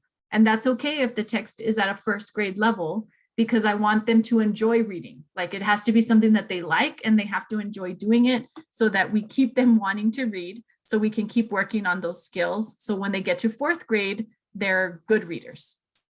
So I hope I did. I think I kind of got you all confused with that, so I apologize. Were there any other questions that came up in your breakout rooms? Ray? Yes, the question we had was Istation. Does Istation reading fall under instructional, or does that go back to independent? So when it comes to Istation, Istation is a tool, for those of you that haven't heard of it. It's an online program that kids use. And what they do is they put the kids on the program, and the kids start, and it kind of starts with like your letters and your sounds, and then it gradually moves to phonics, and then it moves to reading, and it assesses the kids and sees where they're at. So it's gonna, like, I guess, kind of rank them, or kind of place them in an area that's gonna be, that meets their needs, like their levels. And the system knows where the kids should be. So when the kids get reports, they're going to get a report that is going to show them where they're at. So for example, my son, right?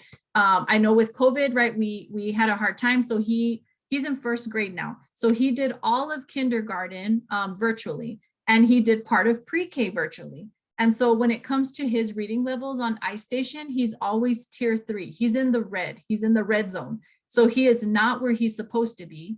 I know he's not reading 60 words per minute. He's not at that point, and that's where he's got to be by the end of this year. So Istation is not going to be giving him stuff that's at possibly the first grade reading level, because he's lower than that. So it's going to work on pushing him up. So it may be at the instructional level, but then when it has him reading independently, it's probably going to lower the level, so that he's doing something that's reading independent.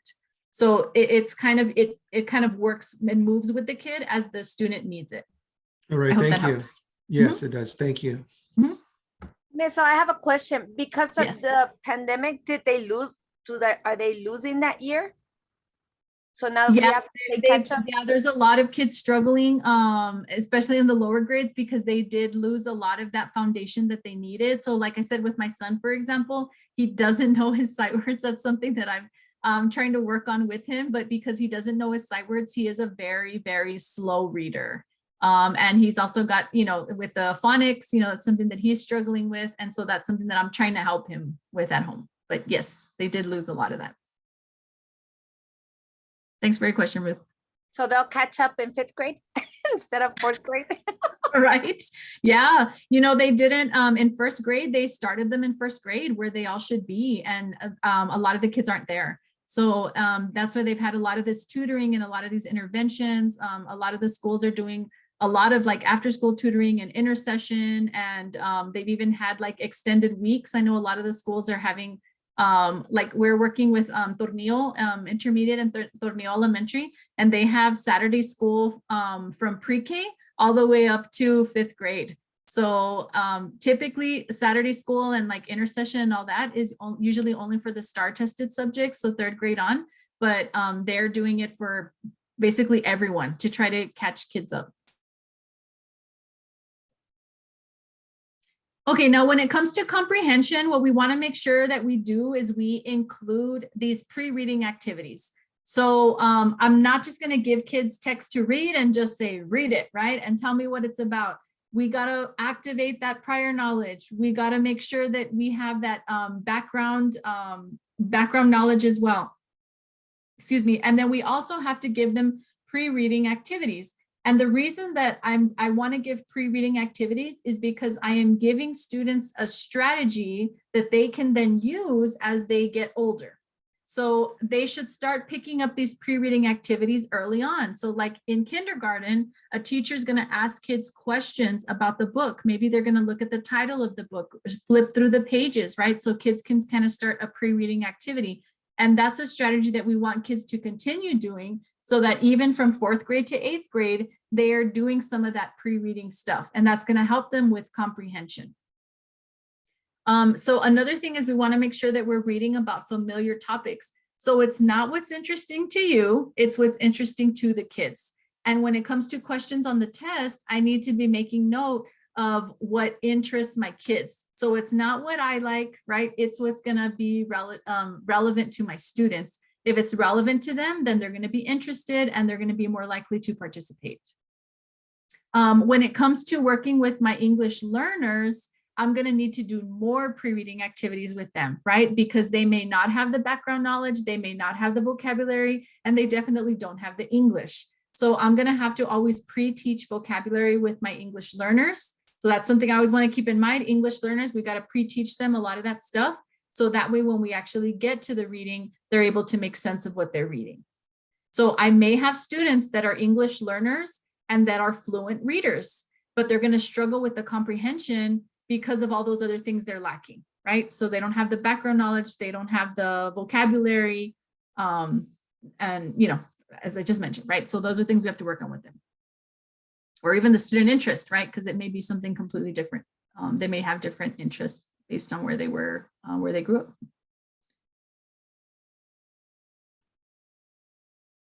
Okay, so again, if you go back to my other Nearpods, you'll be able to see some more strategies in there, but this is just the diagram just kind of gives you some of the comprehension strategies that students should be doing. So they have to have, again, efficient decoding skills to have those strong comprehension skills. And so something that we want to teach kids always is to do that scanning and skimming. So like I said, in kindergarten, that's what teachers are going to do. They're going to look at the cover. I'm sure all of our Head Start teachers, that's what they do too. They look at the cover of the book and they flip through pages maybe and ask kids, what do you think the book is about? Or, you know, what do you think we're going to learn? Or you kind of ask them those questions to get them interested. That's a good strategy that we want all kids doing, you know, like all the way through like high school. So these are some of the strategies that we want to work on with students. And a lot of these strategies are going to involve some sort of graphic organizer or a foldable or a thinking map or some sort of like questions that they're going to be filling out. So when it comes to comprehension, that's what my strategies are going to be. It's got to have some sort of, you know, the best things would be like your graphic organizers, your thinking maps, just questions, right? That we're going to have students thinking about before they actually get into the reading, or that they're going to do as they're reading, or what they're going to do at the end of reading.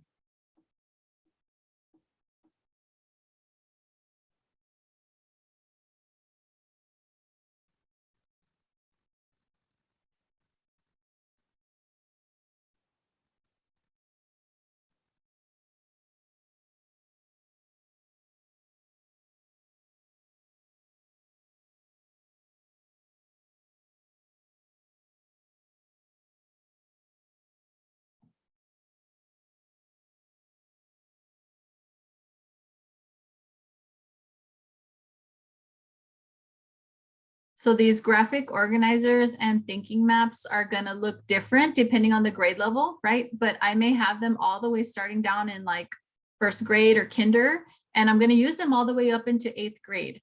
And the reason we want to make sure that we're using those organizers is because our kids are thinking, right? And they've got all these ideas. And so we need to help them to organize them. And if they can organize their ideas, then it helps them with the comprehension, because that's sometimes where they kind of get stuck, right? They've got all these thoughts and they saw all these pieces, but if I can help them put it together, then it's going to make a lot more sense for them. And again, the whole idea is that if I start them out early, then they're going to practice and learn how to use those strategies. And it's something that they're going to continue using as they get older and older and older. And it's just something that'll kind of be like hardwired into them. So they may not necessarily need the thinking map, right? By the time they get to high school, they're already going to be doing it automatically, like on their own.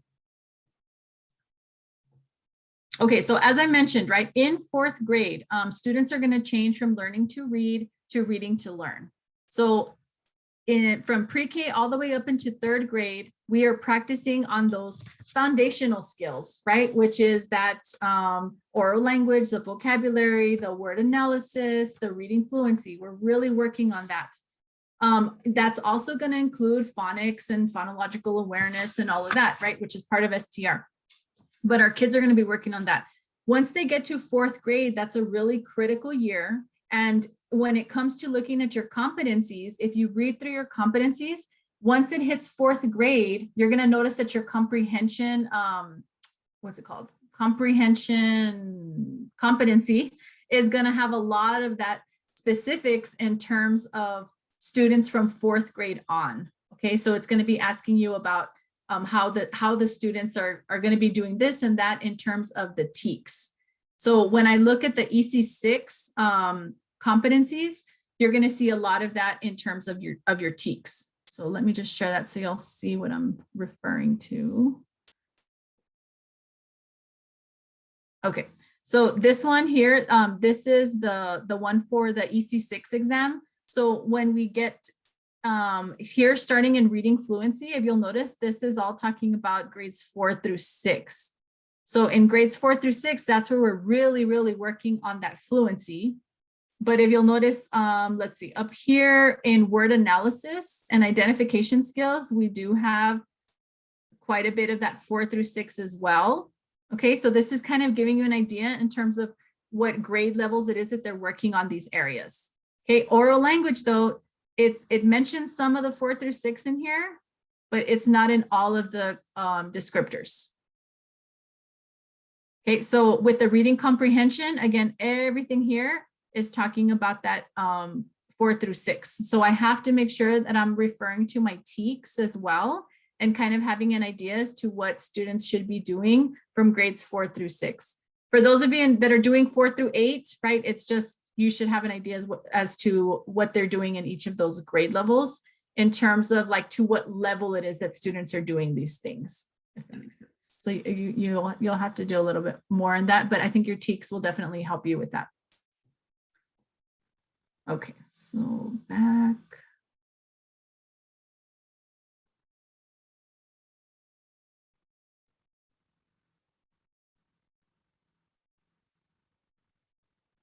All right, so again, these are some of the strategies that I mentioned. So you should understand how to use all these strategies and when you would use the strategies. So when it comes to reading comprehension, on your foldable, we've got the strategies, and I suggest just jotting down the strategies. But what you're also going to have to do is you're going to have to know like which strategy to use when. And that's specifically for those of you that are in ELAR 4 through 8. Okay, so if you're doing the ELAR 4 through 8 exam. So for example, they may tell you, right, a student is doing, I don't know, they're doing a research paper on Abraham Lincoln. What type of tool would be best to help students organize their ideas? So you would have to, they're going to give you a list of different types of tools. So maybe they're going to say a KWL, maybe they're going to say a thinking map, or they're going to say a Venn diagram, right? And so you have to know what each of those things are used for. So if I'm doing like a research paper on somebody, right, there's going to be a certain type of thinking map or a certain type of graphic organizer that would be best for my students to get like the details, right? So maybe like oh my gosh, what is it called? One of those that has like the circle and then you've got the circles around it, like with the details, like something like that, right? That Venn would work. diagrams? So the Venn Like diagram a would be the two. brainstorm? Or is it the inner circle and outer circle? Not that one. Which one did you say, Michelle? The inner circle and outer circle is more for like a brain dump. The bubble map? Like a bubble map. Yes, there we go. Gosh, I couldn't think of the term. Yeah. So each of the thinking maps are going to have different uses. So like like a double bubble map, is going to be the same thing as like a Venn diagram, because I'm going to be comparing and contrasting things. So that's when I would use a Venn diagram.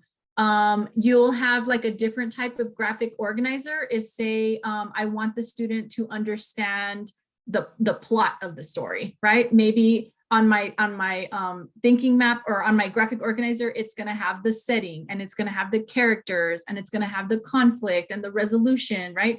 So every graphic organizer and thinking map is going to have a different purpose, and that's what you have to know. So if you go back to some of my older Nearpods, it's going to kind of give you examples of a couple of them, but that's some more stuff that you'll have to kind of look into as well.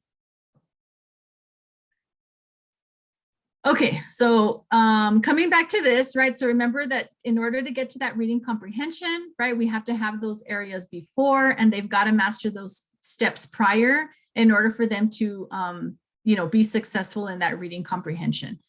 So when it comes to reading comprehension, I am going to have to provide my students a lot of tools for them to use just so that they can organize that thinking for them. So another question that came up in when we were having our last breakout room had to do with students that were reading. So they could read and understand what they're reading, but they're very slow readers. So the students are not struggling too much with reading comprehension, but I would want to work on fluency with them, because as we get to the more challenging stuff, then that reading comprehension is going to start to suffer. So we always want to make sure that we're trying to get our students to that correct like reading of how many words per minute that they're supposed to be at. Okay, and that's why we have those levels. Okay, now another item that we all have to understand is systematic explicit instruction. So this is like super important for the science of teaching reading, and it's also super important for ELAR. So you're going to see that a lot in your competencies, systematic explicit instruction. So when it comes to teaching my students how to use the thinking maps, for example, or how to use my graphic organizers, I want to make sure that I am showing them exactly how to do it, and I'm not leaving like any guessing to it whatsoever. So I want to show them that systematic explicit instruction on how to use the thinking maps. I want to do that with vocabulary, systematic explicit vocabulary instruction. So basically what that is, it's the GRR model, right? I do, we do, you do. And so I'm going to give them very clear guidance on how they're going to do all of those things. And so when it comes to your test questions, if it's giving you different strategies, right? My best strategy is always going to be this strategy. So I do, we do, you do. So they may call it the gradual release responsibility. They may just say the teacher's going to model it and then have students work in groups and then do it independently, right? But just understand that it's that process of the teacher clearly giving them that guidance. If a student is struggling with using a thinking map or a graphic organizer, what's the teacher going to do? Not give them more practice with it, right? Because they're still confused. I'm going to systematically, explicitly show them how to use it. So that's a key word there, right? Whenever I'm saying that, that's probably a good choice there.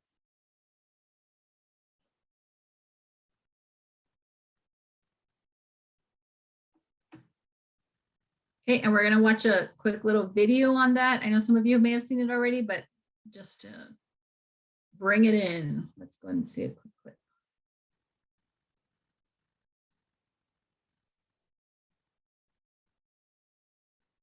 Are we good for me to move on?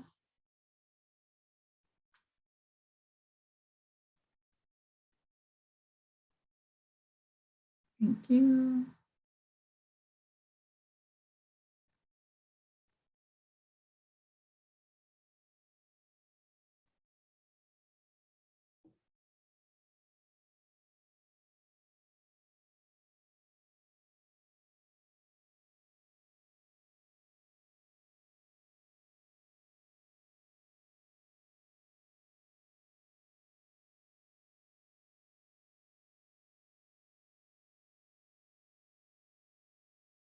Okay, I'm gonna go ahead and move forward.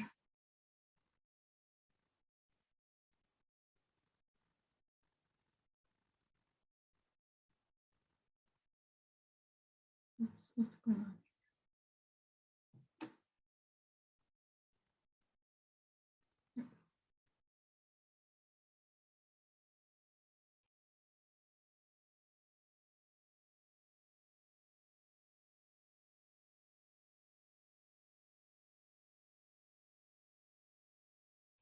In this video, the teacher uses explicit systematic instruction.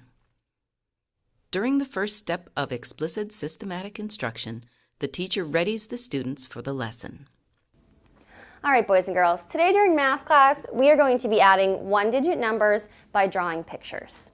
Now, in the past, we've used 10 frames to help us add. Show me a thumbs up if you remember using 10 frames to help you add. See lots of thumbs up out there. Lots of you remember. We've also used counters before to help us add.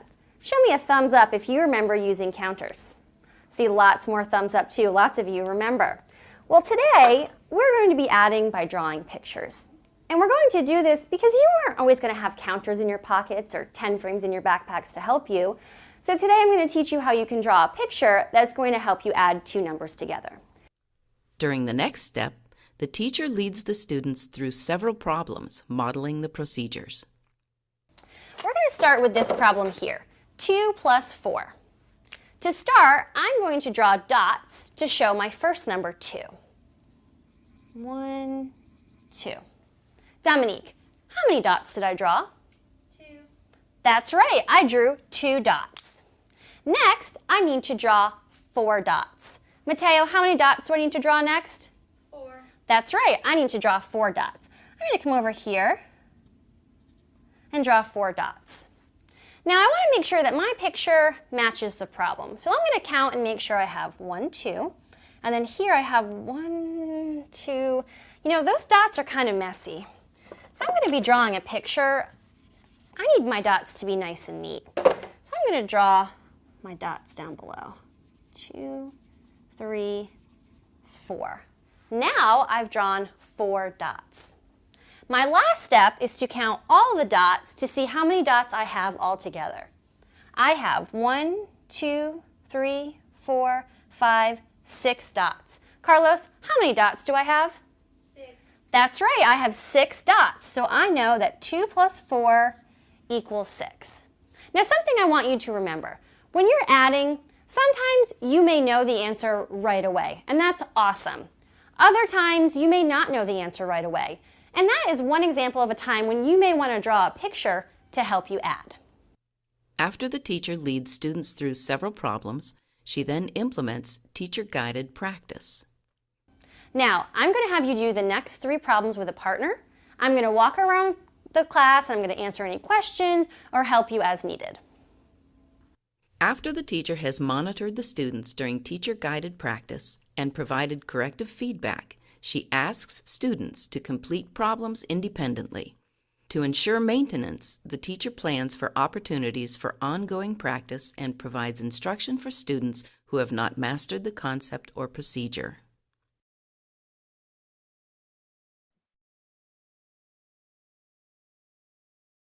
Okay, so that's systematic explicit instruction. And again, that's what we want to be doing with everything when we're teaching kids how to do it.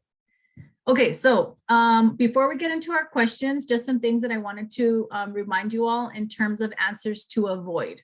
So when it comes to any type of question that we're given, I always want to avoid answers that are going to have the teacher just providing direct instruction. So if it's only the teacher teaching, kids aren't having an opportunity to practice, or kids aren't talking, like those are always going to be a bad answer choice.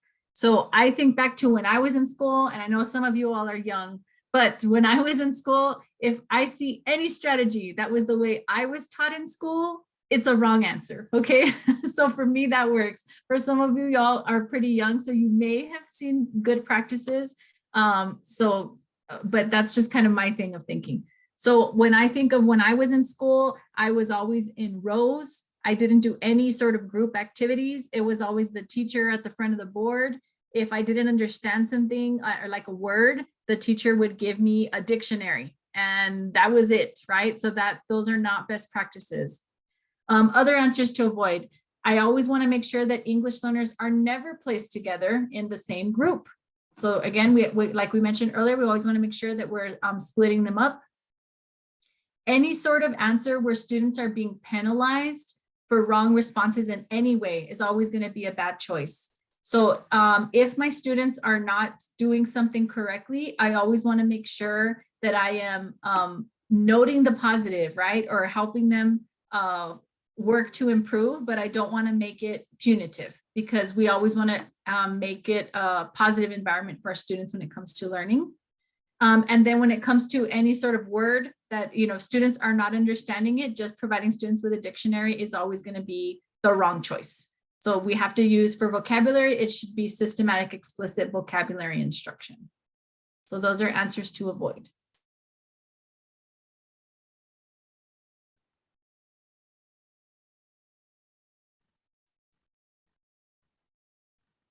And then I'll just take a thumbs up when y'all are ready, so I can move on. All right, thank you.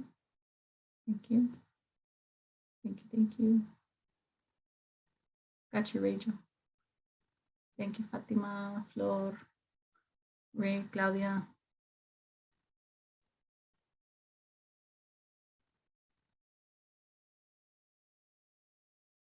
Got you, Juanita.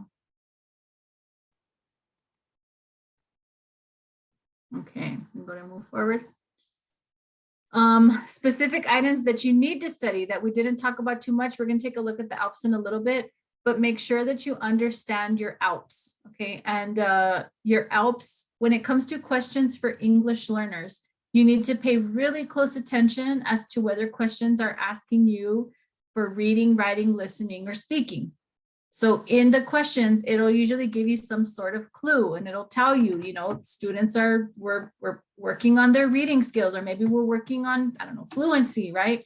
So their answer choices, they may have good answer choices for writing or listening or speaking. So I just need to make sure that I'm paying attention to what specifically we're talking about. I already mentioned systematic explicit instruction. And then everything that we talked about today, we want to make sure that we are honing into those strategies for the specific areas, okay? Because it's not a mix and match. I can't use strategies for oral language to work on like reading fluency, okay? So just keeping those straight.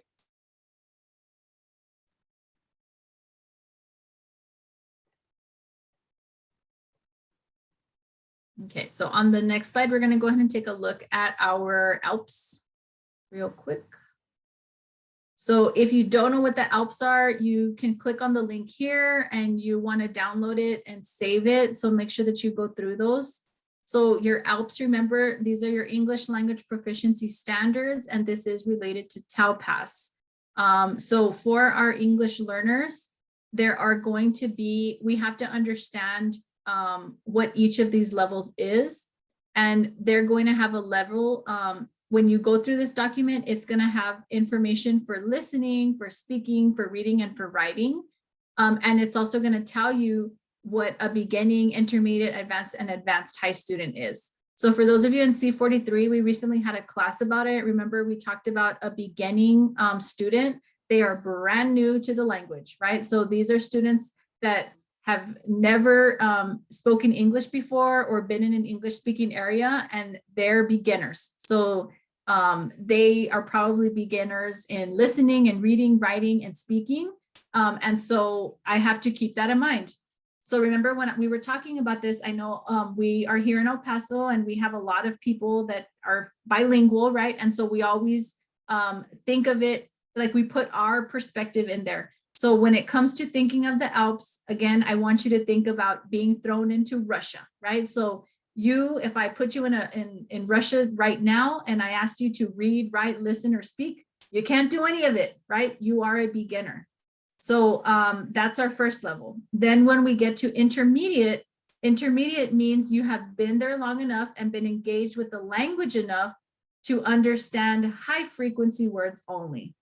Right? So if you had been in Russia and I left you there for a couple of months, you would probably be able to understand what the restroom is or what food is, or, and you might be able to say those things, right, to ask to use the restroom. So it's just the high frequency words that you understand.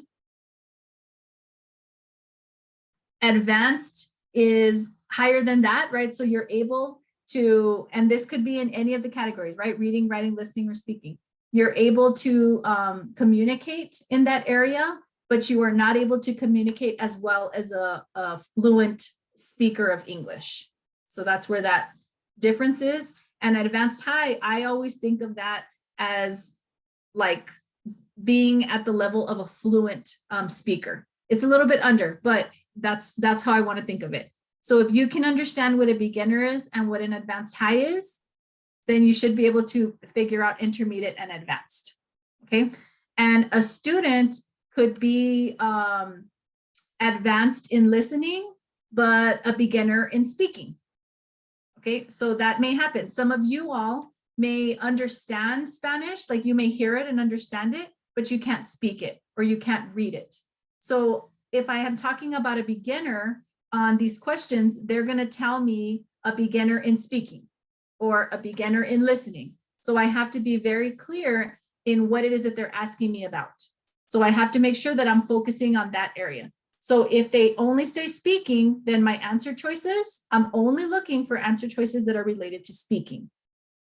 Okay, and again, that's where I've noticed a lot of our candidates struggle with when it comes to the PPR exam and when it comes to their state exams, their TExES exams, is that they don't make that connection. So in my question, it's always going to tell me whether it's reading, writing, listening, or speaking, and I need to make sure my answer choice is also related to that. So annotating the text would be the best way to help you with that. So what we did in C43 is we made a chart, and so I went ahead and I linked that. I put that here in the document.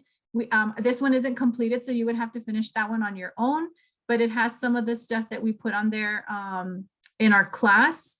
So if I'm looking at supports for English learners, right, if I have a student that is a beginner in listening, these are supports that I'd want to provide this student. These are some examples. And the way that I got all of this is by looking at that last document that we looked at, right? And we tried to figure out what I could do to help students based on what they told me they were able to do.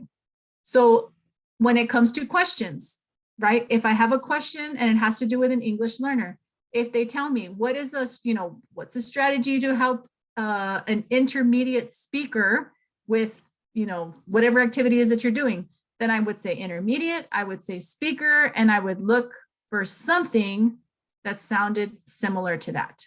And that's going to help me with finding my answers. So again, this is an area that I notice a lot of people struggle in. And so you want to make sure that your table is completed and that you can pretty much off the top of your head, have a good idea and say what these strategies are. So obviously all the strategies they provide are not going to be exactly what we're putting on here, but it gives us a good idea as to what we're looking for. Questions on this right now? Okay, and everybody in C43 should already have this one. I think we had it like on an orange sheet. I think we did it with Head Start as well.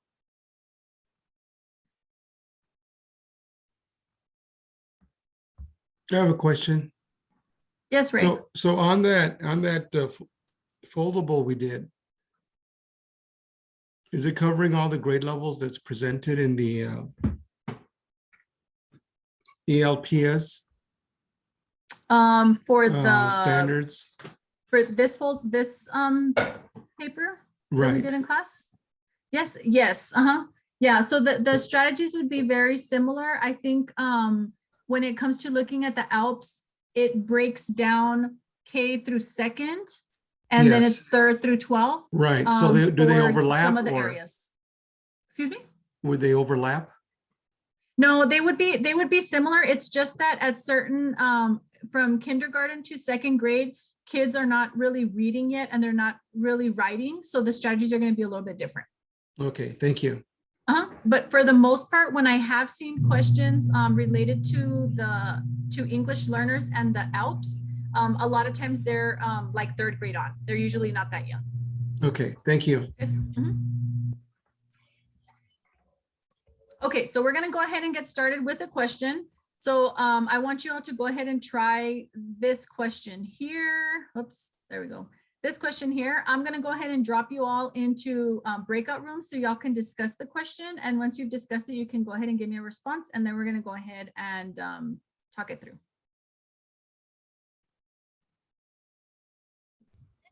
So welcome back, everyone. Go ahead and make your choice. Let's see what the poll is. So was it A, B, C, or D?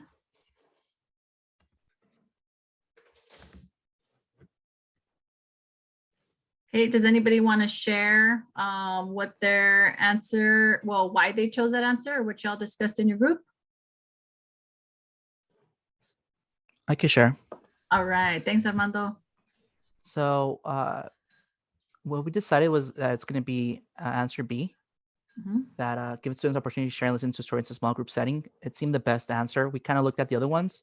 So for example, the first one that kind of was like a no-no was C, encouraging students to orally respond to higher level thinking questions during class, as it is already having trouble speaking and they're reluctant to it. So giving them more complex ideas isn't going to be, like, for them to develop on, isn't going to be the best. And then allowing students to regular opportunities to read out loud in front of the class. Like, if they're really reluctant, that's not really going to change them, because you're just kind of putting them in a situation that makes them more comfortable. And then D, we thought that it might seem like an option, but it's not necessarily the best, because the students could gravitate towards other shy students or other students that they feel comfortable talking with. And yeah, they might get them talking, but they're not really developing that that ability to talk to other people that they might not feel so comfortable.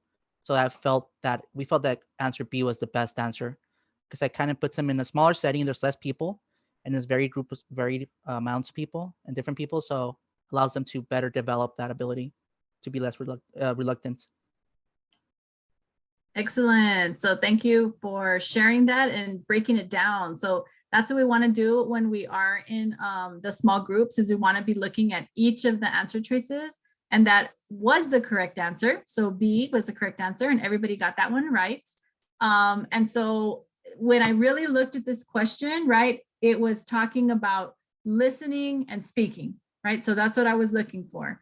And it also, that keyword that they mentioned there was, let me see, in motivating students, right? So we're looking for ways to motivate students.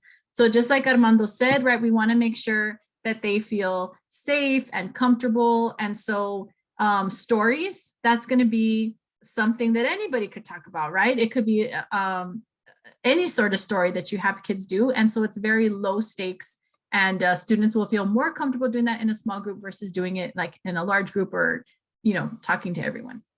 So great job. 100%, everyone. Okay, next one. Same process. I'm going to change up the groups just a little bit, because we have some groups that are really small.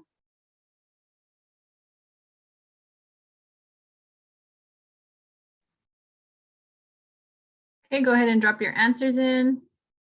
This one should have been a quick one.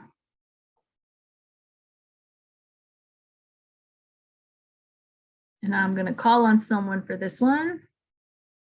So let's hear from Yolanda. Can you share with us, Yolanda, which answer y'all chose and why?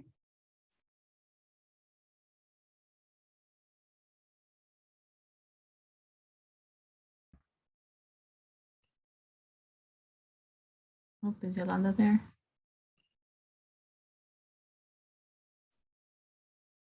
My microphone was. That's okay. Go ahead. Oh, I can't hear you. I can't hear Yolanda. Right now. Uh-oh, maybe it's technical difficulties. Can you try it again, Yolanda? Sorry, I couldn't hear you. Oh, can you hear me now, or? Yes. Okay. So we chose D because of the 20 minutes that the students make use of the time reading silently, and the teacher is there at the same time. supervising what they're doing. Okay, good. So we said that that magic number is going to be 20 minutes, right? So the silent sustained reading should be 20 minutes, no more, no less. And the teacher should also be monitoring, right? So when it comes time for that reading, the teacher shouldn't be, just at their desk watching. We should really be walking around and monitoring and seeing if they're having any questions. Right. Great job. Okay, so everybody got that one right. Next one. Same process. So I'm going to call on Virginia to share. Can you share with us, Virginia? I knew you were. Okay, so when we're reading the question, it's talking about, they want to know which activities best helps develop oral language. And like Ms. Hinojo shared with us, we have to look at those keywords. So if we're tying in oral language, we know that answering questions is not oral, and writing narrative stories is not oral, and viewing dramatic television shows, novelas, is not oral. So the only one that's oral is having a conversation with the teacher. Excellent. And that is the correct answer. So good job. Everyone got that. Thank you for the explanation, Virginia. Thank you.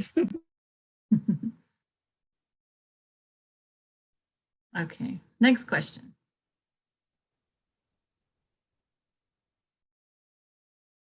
Okay, so let's go ahead and make sure you drop your answers in the poll on Nearpod. Okay, so on our last couple questions, we've had 100% of people get the right answer. On this question, we've got a couple of people that are different. So let's see, let's ask Eddie. Can you share with us, Eddie, what you all put down as your response and why? Well, I don't know. I think there's a discussion between some of the answers. I thought it was D. My other cohorts thought it was, I think A was the one that they finally went with, but they were also kind of between C. From what I understood what they were saying, well, I don't know. I guess I didn't really understand what their point of view, I guess. But my point of view was if the student is demonstrating success within fluency during oral reading. So what I was picturing is kind of like a group reading, either the whole group reading out loud or, individual reading out loud. If they were able to understand that, but then has difficulty, like, I guess, relating to the text. I don't know, I guess I thought that's why it went with, I went with decoding words within the text, because they have trouble with the text, not so much reading out loud. Okay. I don't know if that makes sense. Okay, yeah, it does. As I started saying it, it didn't really make sense to me anymore, but I don't know anymore. Oh. No worries. All right, thanks, Eddie, for sharing. You're welcome. Let me call on Fatima. Fatima, can you share with us what you all came up with and why? Yes, we get the letter A because the student have problems with comprehension. So in the B, C, and D, the student is fluent, so he can read, he can listen to story, and he can decoding words. Okay, thank you, Fatima. So we had two different answer choices there, and we had two different explanations. So I'm going to take you all back to our foldable, right? And so remember that we said with our foldable, it's like we have, what is it called? Like steps, right? So my students, I have to do the thing underneath it in order for them to be able to do the item on top. So in this question, because it says that the student has success with fluency, fluency is right here. So that means that the student also has success with decoding and word analysis, and that student should have a good foundational oral language, right? So that's kind of what we're saying here. So because the student has fluency, I know that the student is going to be good here, but right now they're saying that the student is having difficulty relating to the text. So in the responses that we have here, as Fatima just mentioned, if they're having difficulty relating to the text, then that means they're actually having difficulty with comprehension. And so if they can't comprehend it, then they're not going to be able to write about it either. So our correct answer for this one was actually A. So thank you for those of you that shared, and I hope that clarified a little. We are all learning here today. Okay, That makes next sense. one. Thank you. Question? No, that I was just saying that makes more sense. Thank you. Okay, all right, good. And I hope it's making sense also on kind of like how to use a foldable too. So, all right, next question.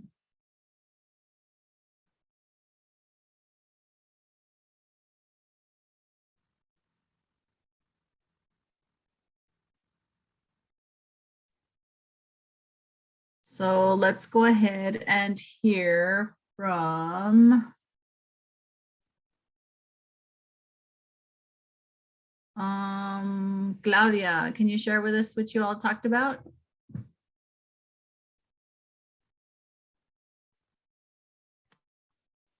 Yes, so we one of our person in our group chose A, but we were a little hesitant because we said D. Also kind of when working with vocabulary words, you might use sight words to help them.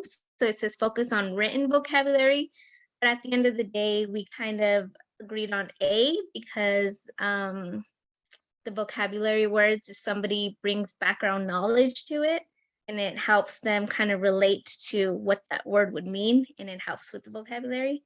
So we ended up going with A. Okay, all right. Thank you for your explanation and explaining how you kind of bounced from one answer to another. Yeah. Okay, let's hear from someone else. How about Diana? Can you share with us, Diana, what y'all talked about? Yes, we were saying letter C, because it's explaining definitions of vocabulary words using a little bit of formal language so the students can learn. And then we also say, well, for me, I was saying letter B, but also it didn't make sense because you're exposing the students to new vocabulary words without don't even knowing if they already learned the other vocabulary words, you know? Mm-hmm. So on other terms, they don't feel motivated by learning new vocabulary words because they don't know yet the other ones, you know? So I don't know. So that was kind of confusing, but we say C. Okay, all right. Thank you, Diana. And let's call on one more group. Rico, can you share with us what you all talked about? Yes, so we just kind of went with the process of elimination. So like D, it says focusing on written vocabulary words rather than representative images. That wouldn't be, that wouldn't help because most kids need the visual representation of words. And then it says explaining the definition of vocabulary words using formal language. If they can barely understand like a new word, they probably wouldn't understand the higher level definition of it. And then B says exposing students to vocabulary words once before moving on to the new one. I would think they need more frequent, it would need to become a sight word to them. So A was the one left. Okay, right. And then A, oh, sorry. And I was just gonna say like with A, it's kind of like what we use with like these, like our foldables or our FAIR models, like they can come up with their own definition that helps them. Excellent. Thank you, Rico, for explaining that. And he explained each of his answer choices. So we had some different answers on this one, but the correct answer was actually A. And I don't know if you recall, but at the beginning, when I told you to fill in your foldable, I said to fill in your definition your way, right? So it was for you all to make meaning of what these terms were. And anytime that I give you a foldable, anytime I'm asking you for definitions, that's always what I'm gonna say, because I want you to make meaning of the definition. Don't copy my definition, because the way I make meaning of it may be different than you. And so when it comes to vocabulary, we want to make sure that our students are able to fully understand what a vocabulary term means. And so it's not enough just to give them the definition. And if I use formal language is like, it's more proper, it's possibly bigger terminology for kids. And so like Rico said, if they're not understanding the definition, then they're going to understand it even less if I'm giving them the definition in formal language. So the definition should be in language that my students can understand. All right, good discussions.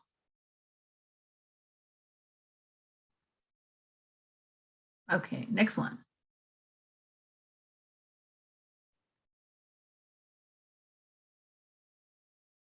Okay, we had a couple of different answers on this one as well. Let's go ahead and hear from Mary. Mary, can you explain to us what you all landed on and why? Yeah, so we said it was A, just because we remember like in class, like that's how we would introduce certain topics. We, talk about what we know, what we want to know, and then what we learned afterwards. And then we just eliminated right away like D and C. D, because how is that going to really help the student knowing where it's at on the map? And also C, because that's already going to be included in the KWL. If they have visited New York City, they're going to, put that on the K. And for B, I don't know, we kind of were like, well, is that the best way to introduce? We just thought the KWL would be the best way. All right, nice job. And that was correct. So a KWL is what we want to do here. So like Mary said, with identifying them on the map, that's not gonna really help with understanding, promote reading comprehension. If we have them write about their experiences, we all live in Texas. How many of you all have been to New York? I've actually never been. So there's a lot of us as adults who have never been. So just think about our kids, right? They've probably never been there. So that's not gonna help them. And then the same with the listening on the story. What we're trying to work on is promoting reading comprehension. So even if I'm listening to it, it may not necessarily help them with being able to understand what they're reading, right? Because all they're doing is listening. So because this is a reading comprehension one, we want to make sure that our strategy had them doing something related to that reading. So thank you, Mary. All right, next one.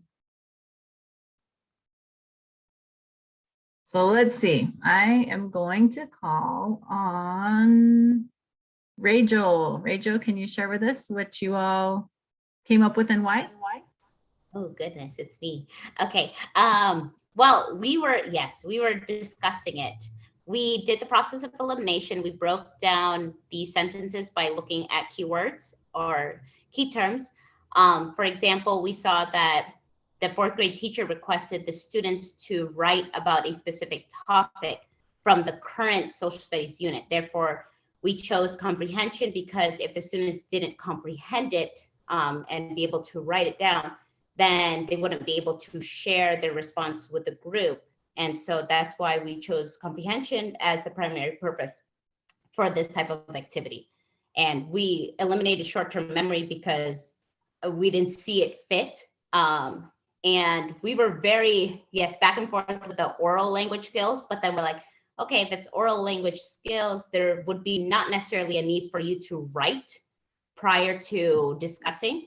And then the writing skills, we felt may not fit necessarily because that could have been like, for example, for language arts, there would have been more of a rubric. Oh, I'm going to grade it in sense of how you put your sentences together or formulated your answers.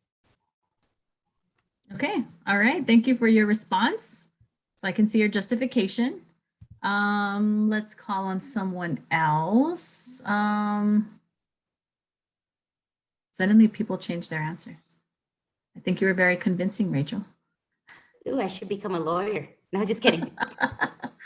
Okay, let's see. I'm gonna call on someone who doesn't have an answer. Let's go with Flor. Flor, can you share with us? You didn't respond there. Did you choose a different answer or did you do D as well? I was actually with the same group of her.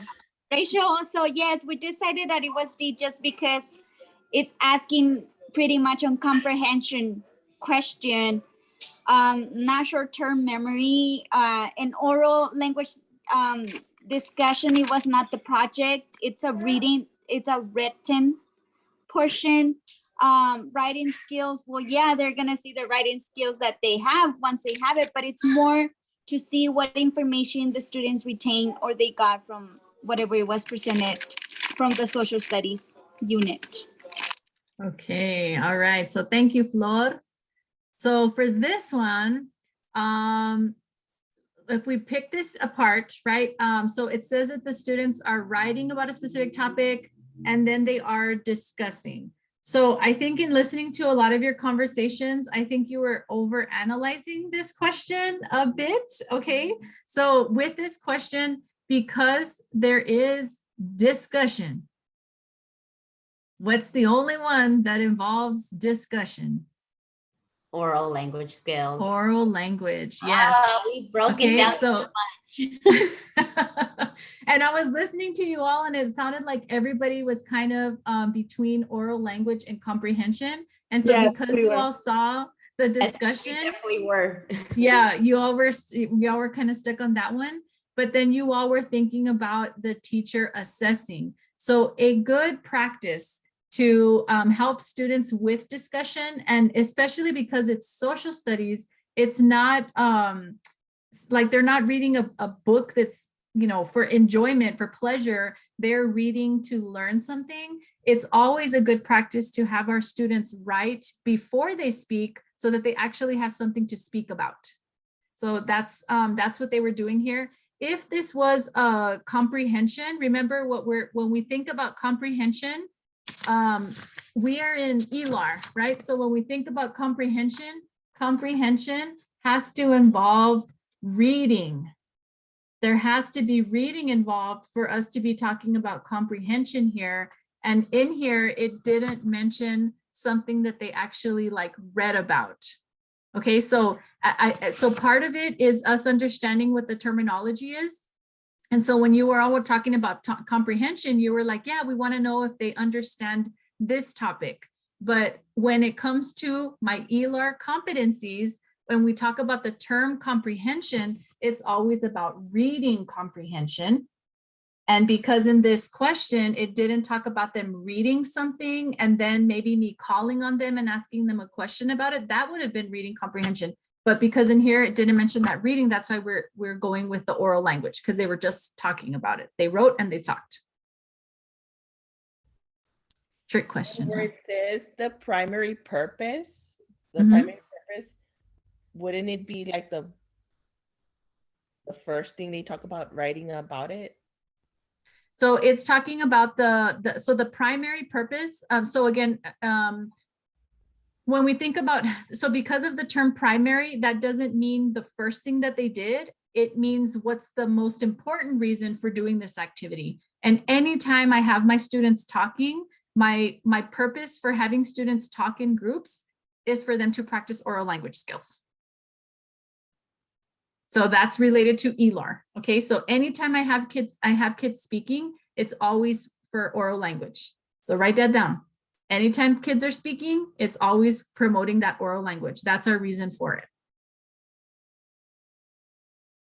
So even though in my science class, right, I'm not an English teacher, but in my science class, I might have students talking. I don't realize it, but I'm promoting their oral language. My purpose for them to have them speaking to each other in my science class is for them to help with understanding the concept, right? To try to, yes, comprehend my science class, but remember that in English, comprehension is referring to reading, okay? Reading comprehension. So that's where we're kind of getting mixed up with terminology. If we chose all the above, do we get some right? No, I'm sorry, Ray. You get points deducted for the wrong answers.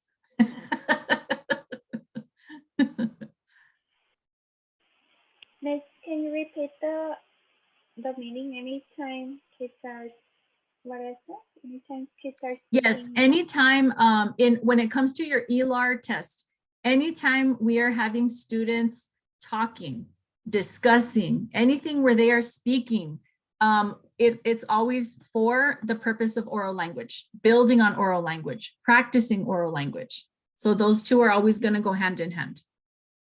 Thank you.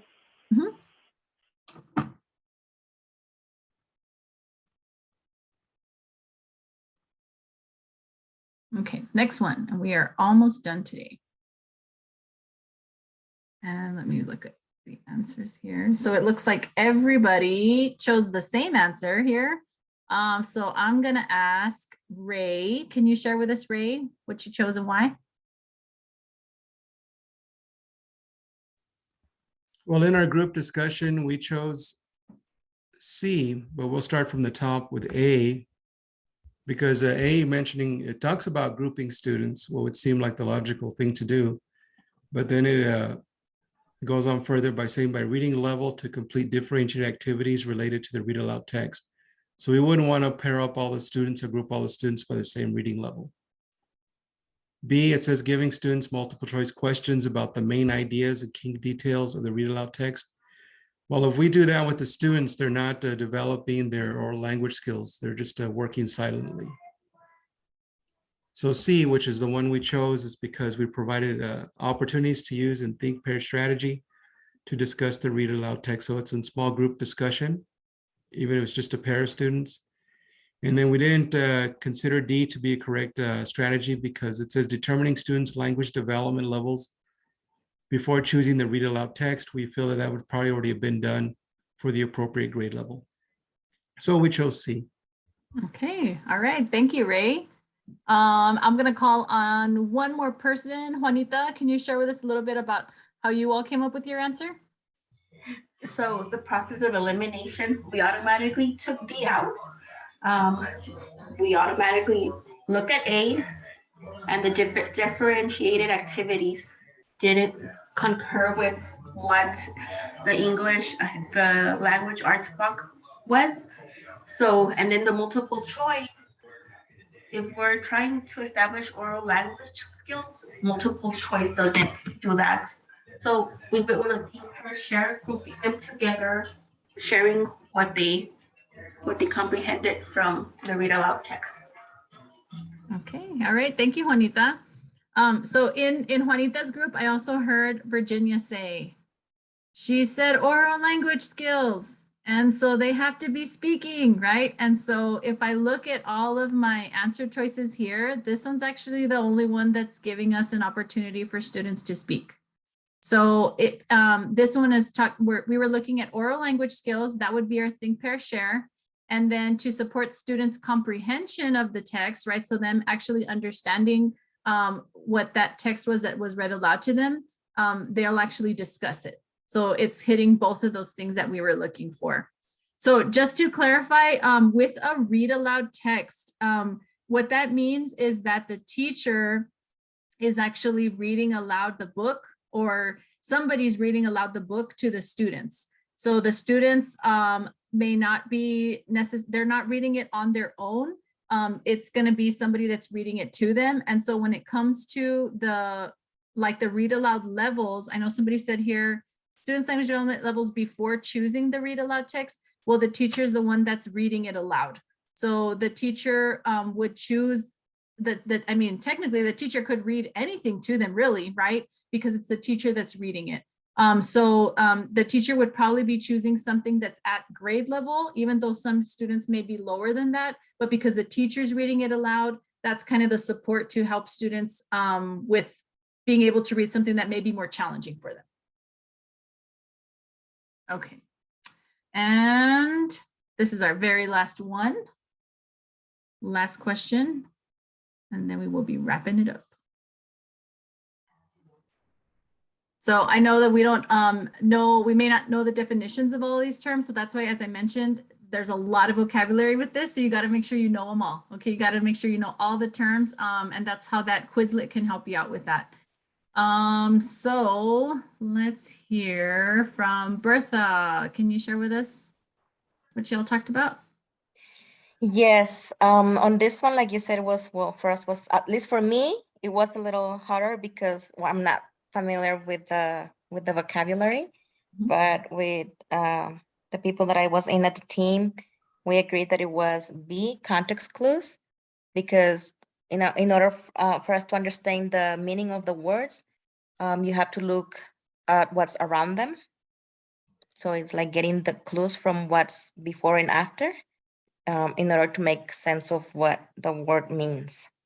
And then they did help me with kind of like the meaning of the other words. So we ended up, I agree with them that it was context clues. Okay, thank you, Bertha. Let's hear from,